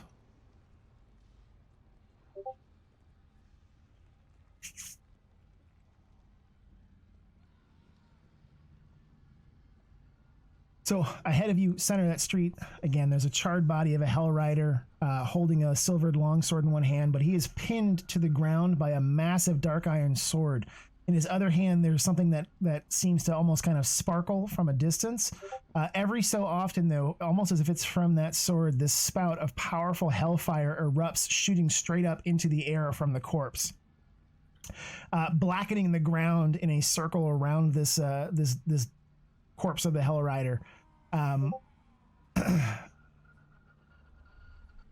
As you're moving up toward him, you recognize, he has some of these items on him that you guys may want. At this point, you can make the choice if you would like to try to take on this action challenge of getting some of these pieces off of the body. You will unfortunately have to face off against those spouts of hellfire that are erratically erupting from the body if you want to try and figure out what's going on here.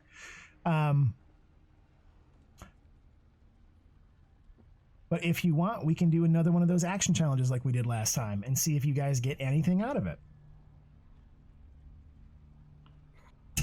I like it. I want to try it. So this one is a little bit more difficult. As you may recognize, the last time we did it with the collapse building, it had a difficulty of 6. This has a difficulty of 8 because the hellfire is erratic, which means that it is possible to take damage if you fail. Or to possibly do damage to some of the items that you guys are trying to grab as you're getting close to it. So again, if you remember the last time when we did the skill challenge, everybody gets to choose a skill that they want to use. We're going to treat this just like a combat round. So let me go ahead and let me see if I can boop.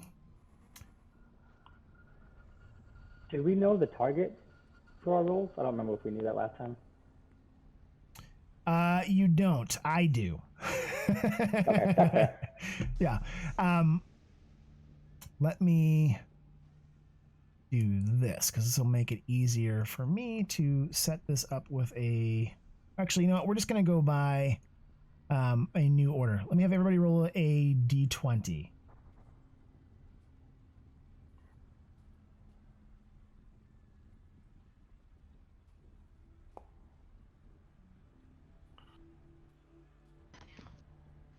You said all D20s? Yeah, everybody roll a d. Everybody roll a d. Everybody roll a d20. Sure, yeah. Combat. Miss. Now I get a 20. Wait, I didn't want to do it. Oh, you didn't want to do it? Well, it's too late now. Fuck. I mean, if you don't want to be a part of it, you don't necessarily now we're all doing it. You don't necessarily need to. It depends on who wants to take part in the action challenge. Everyone must participate.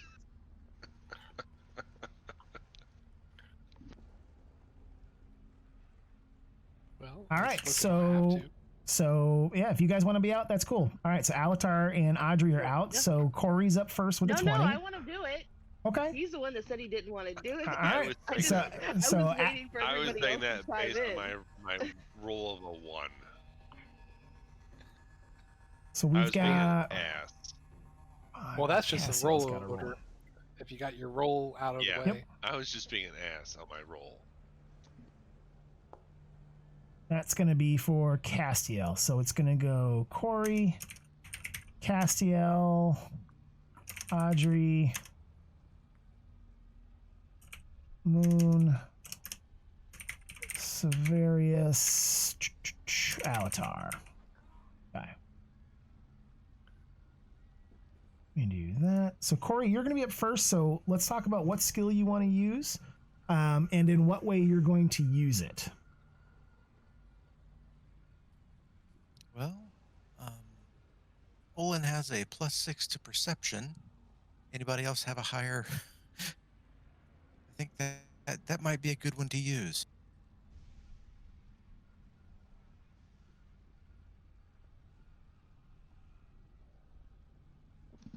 Yep. Okay. That'd be a good one. Okay. So what are you going to try and do with that perception check? In what way are you going to try and use it? And then let's roll. Olin is going to try to assess the best way to something in his hand. We gotta get. Yeah. So he's got a long sword in one hand. He's got something that you can see kind of glinting in the light of the fire in the other hand, but you can't quite see what it is. And he's got that giant iron sword through his chest. So yeah, just going to try to use his perception to see what might be the best approach and let somebody else know if we succeed here. Okay.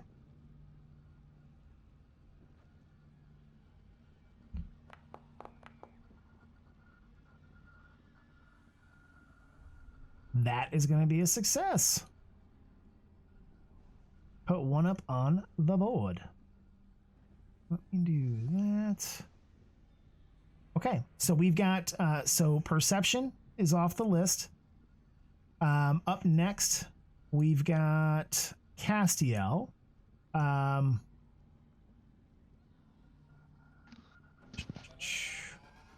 can't actually see. Can I see his?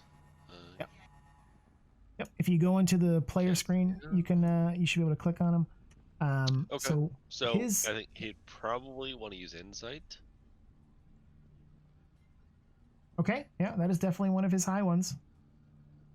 So in what way is he going to use insight? So we see Olin steps up. He kind of takes a quick look around, trying to see if he can't figure out, is there a way to get closer to the body to see what is in its hands? He recognizes and is able to identify that there are 3 artifacts on this guy. There's the sword through his chest, the sword in his hand, and the whatever it is that's gleaming in the other hand. He can share that with the group. If Castiel is going to try to use insight, what is he trying to get insight on? Castiel's trying to use insight to determine if there's something that's more important. Like so there's 3 items that we're looking at. Which one is of greatest importance for the group? Okay. Or the greatest, most important of, of power or to obtain. Okay. Okay, we can certainly do that. I can provide some information depending upon on how we roll. So let's go ahead and can you click on that? Or do you need me to do it? I don't know if it'll let you click on. No, I can't. All right, I will roll it for you. There is an insight.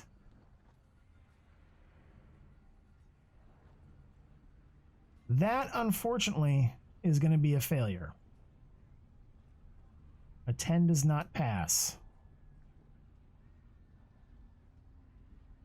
So we've got 1 success and 1 failure. So as Castiel is trying to gain some insight, unfortunately, one of the spouts of hellfire comes blasting up out of the corpse into the air. And he is, singed a little bit, has to jump back, and is unable to determine, what the worth of the different items on this dead Hell Rider are.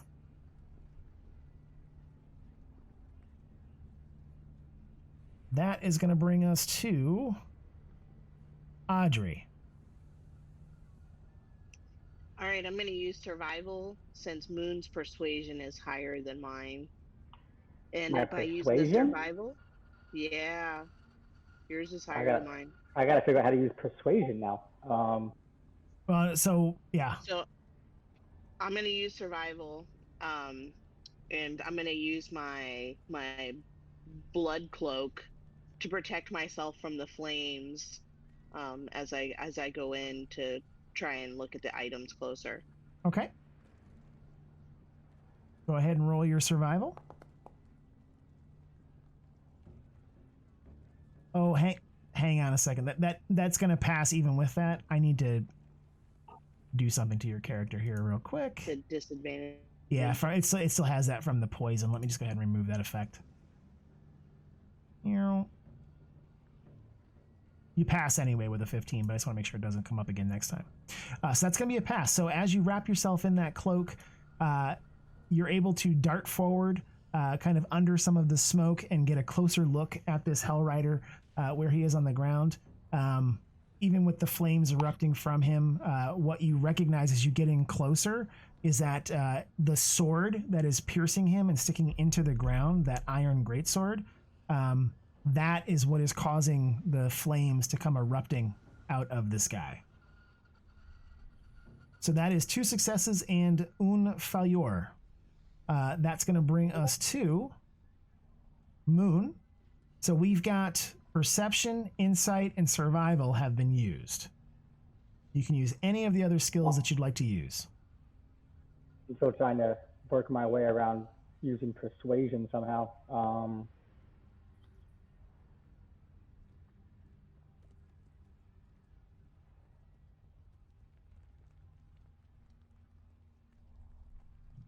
would Moon have like a high acrobatics? Yeah, she mentioned persuasion, so I was just trying to figure out how to use it, because she is right, it is one of my 2 highest skills. I was just trying to work a way to use it in this kind of situation. The only way I can think about, and let me know if this will work, is trying to persuade some of our traveling companions not so much to go near this whole thing, but to, while I do, try to keep an eye on things, that way they can warn me if something's about to happen. Yeah, I think we can make that work. You could persuade them to assist rather than just stand back. So you've got this whole posse of NPCs that you guys are escorting.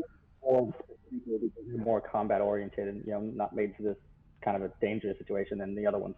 Yep, you could certainly try to persuade them to count in between the spouts of hellfire, see if there's a pattern. Like, yeah, you could certainly get them to try to assist in some way, shape, or form, apply all of their perception in some way, shape, or form to the problem.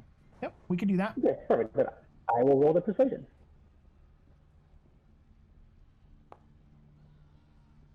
Hey. Boom. So, as you guys remember here from the rules, a natural 20 or a critical on a skill check counts as 2 successes. So Moon, Sweet, just got you guys 2 more. And the NPCs are now trying to assist by counting, seeing if they can't figure if there's a pattern to these spouts of hellfire that are shooting out of this dead Hell Rider, to see if they can assist. So that is going to bring us to Severius. So we've got survival, persuasion, perception, and insight are all off the board. So you can choose any skill that is not one of those 4. I got intimidation and I got athletics. Ooh, athletics. Yeah, I think I go with athletics. Some frat boy run through the fire. Yeah. Chug a beer first. I say that's what I do well. Take a swig of grog and I'm gonna see what I can do here. See if I can grab something.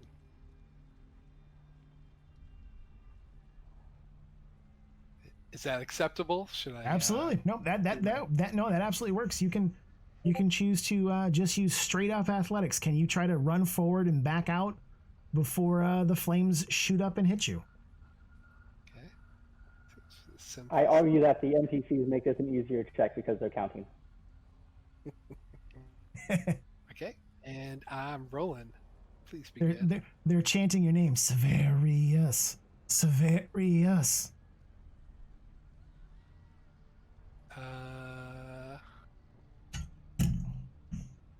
And where's my character? Oh, in the so upper right hand corner, the different icons for the menu at the top. If you click on the people one, you'll have a folder there for players. You can open up your character sheet from there.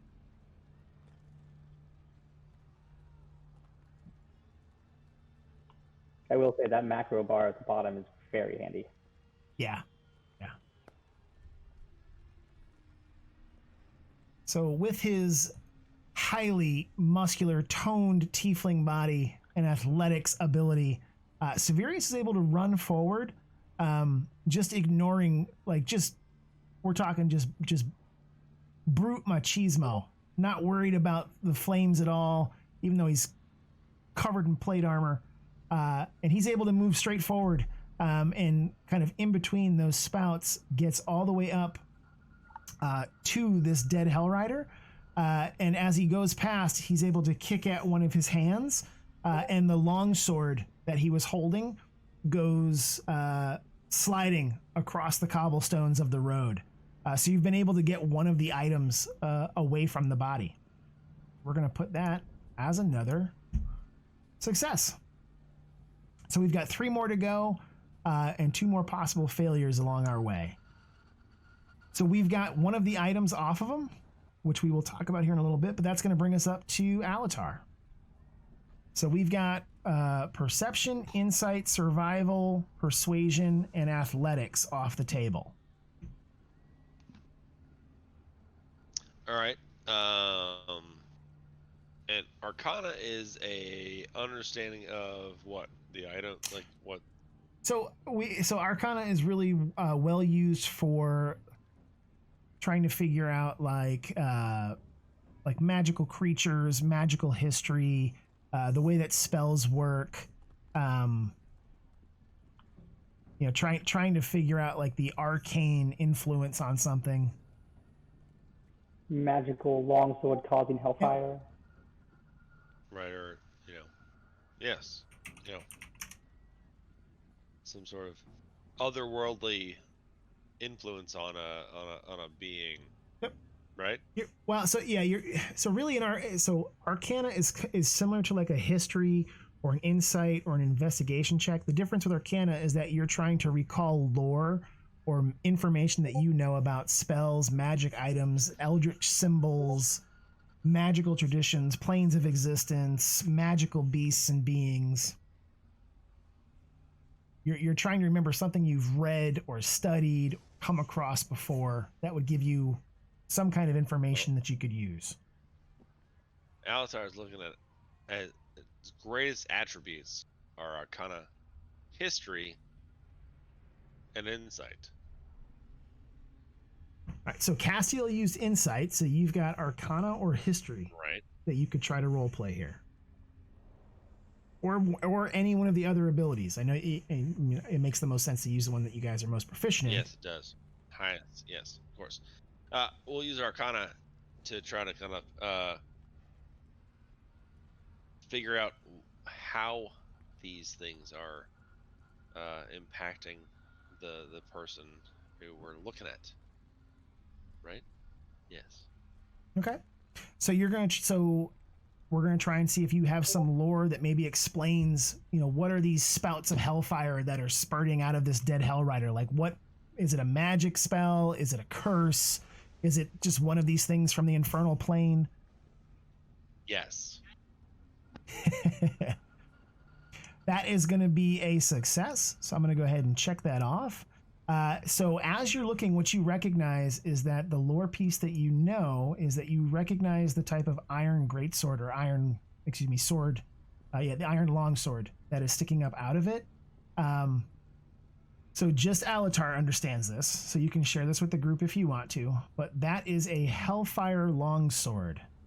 It is a weapon fashioned from infernal iron made in hell that is traced with veins of hellfire that shed dim light. When humanoids are killed by this kind of weapon, their souls are immediately funneled into the river Styx, making hell stronger.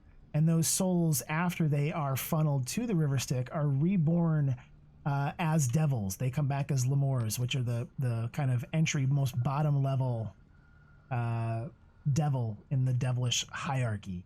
For some reason, the way that this thing is stuck through, maybe it was part of a spell, maybe it was the whatever fiend killed this Hell Rider. There is some kind of reaction going on where those veins of hellfire that run through the longsword are erupting in these spouts out of the dead Hell Rider. It looks as if the blade was left behind after the poor man was killed. Alatar definitely shares that information with the group. Alrighty, that is going to bring us to the top of the order again. So we're back to Corey. So the 6 abilities that have been used are now off the table. You'll have to find something else that we can try to roll with.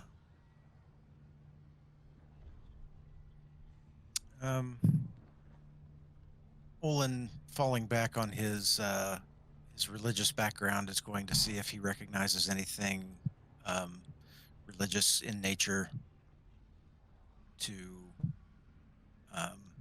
give a clue as to the best means to free this body. Mm-hmm.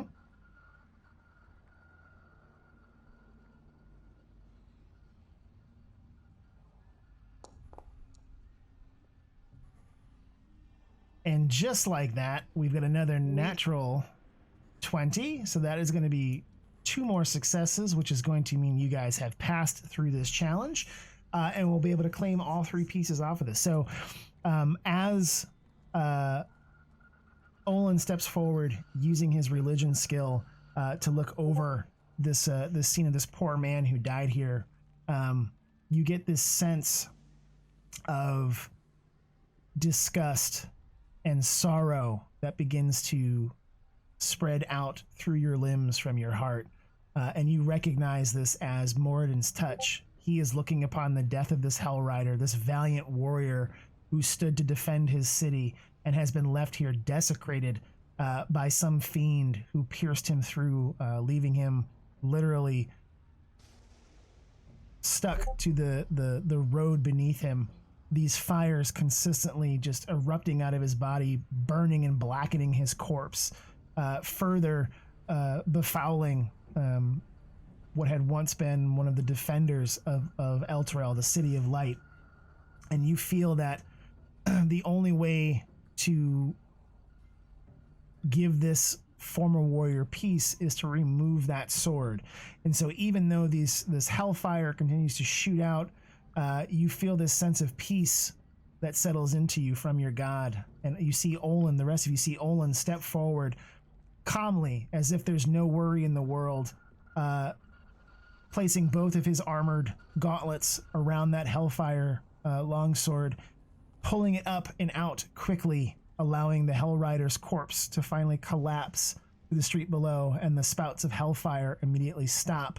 The stench of the man's burned flesh and armor still thick in the air. But as that piece of Moradin slowly leaves your body, you have a feeling that in doing this, even though the man's soul would have been sent to the River Styx to become yet another devil in this infernal place, Moradin has wrapped his arms around this one and pulled him to his halls in the afterlife rather than letting him be taken. So thick was your god's disgust with how this valiant warrior was treated. So we've got another successful action challenge, and you guys can see what was there. So as I mentioned, you were able to identify this Hellfire Longsword. The sword that Severius was able to kick away is a silvered longsword. It doesn't have any pluses on it, but it is a silvered longsword, so it will do additional damage to fiends and beasts that are vulnerable to silvered weapons. The Hellfire Longsword can also be used as a weapon. It is a longsword that does its normal 1d8 type of swings. The difference is that it also has the ability to shed light, and if you kill anything with it, its soul goes to the river Styx and becomes a devil. The glittering item that was in its hand, as you pull that out, is a potion. It is kind of a frosty blue bottle that is cold to the touch. If you guys wanted to try to identify that, you certainly could. But as of right now, it's an unidentified potion that you guys can pick up that the fallen Hell Rider was holding in his hand. How do we go about identifying it? I'm not actually sure. Investigation. So you guys could try to see if you recognize what it is. It's going to have a relatively high difficulty check for that type of thing. Otherwise, you need to either have an identify scroll or an identify spell, or take it to use to check it out. Olin has identify. Well, before we use the spell, what skill we use investigation for that? Correct. Why not?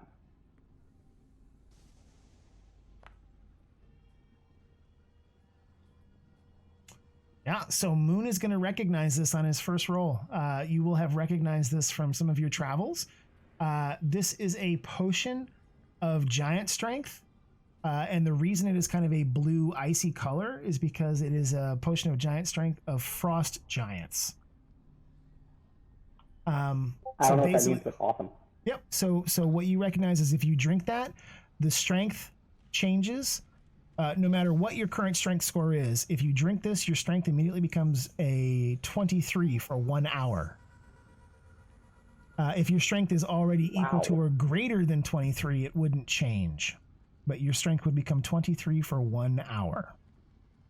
As you look at the liquid, it's like this icy blue. You see floating in the middle of it is a fingernail from a frost giant.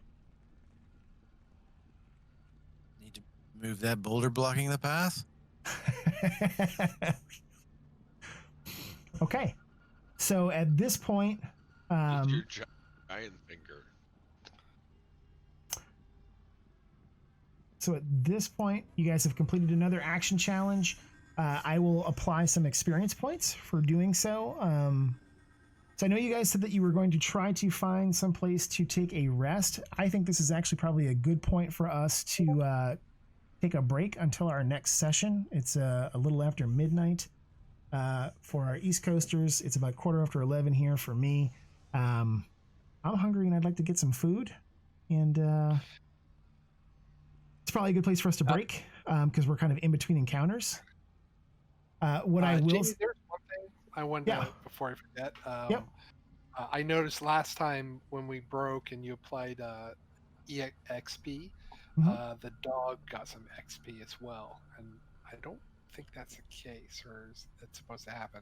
Yeah, so because we put them in as NPCs and they attack, if they're in the combat, they'll get experience. I can rejigger that afterwards, but anybody that we pull in, so like when Harkina comes in, things like that, it's going to split the XP up between everybody that is part of that combat.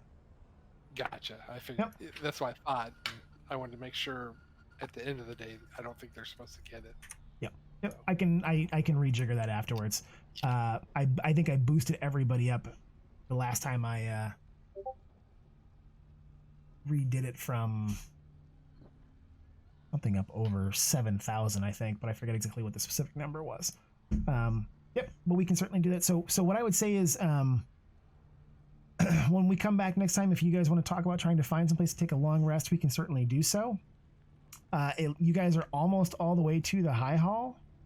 You guys are pretty close to being able to see if you can find out what's going on there. You still got some rough sections of Elturel to make it through.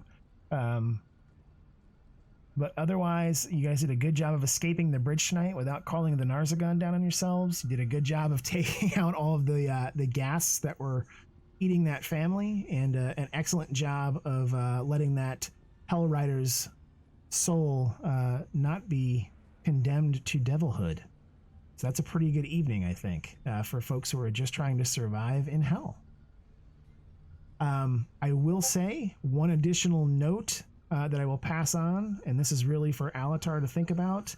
You are noticing that you haven't heard anything from Gargoth. Your shield has not talked to you in a while, and the sense that you're getting from it is that it is sulking.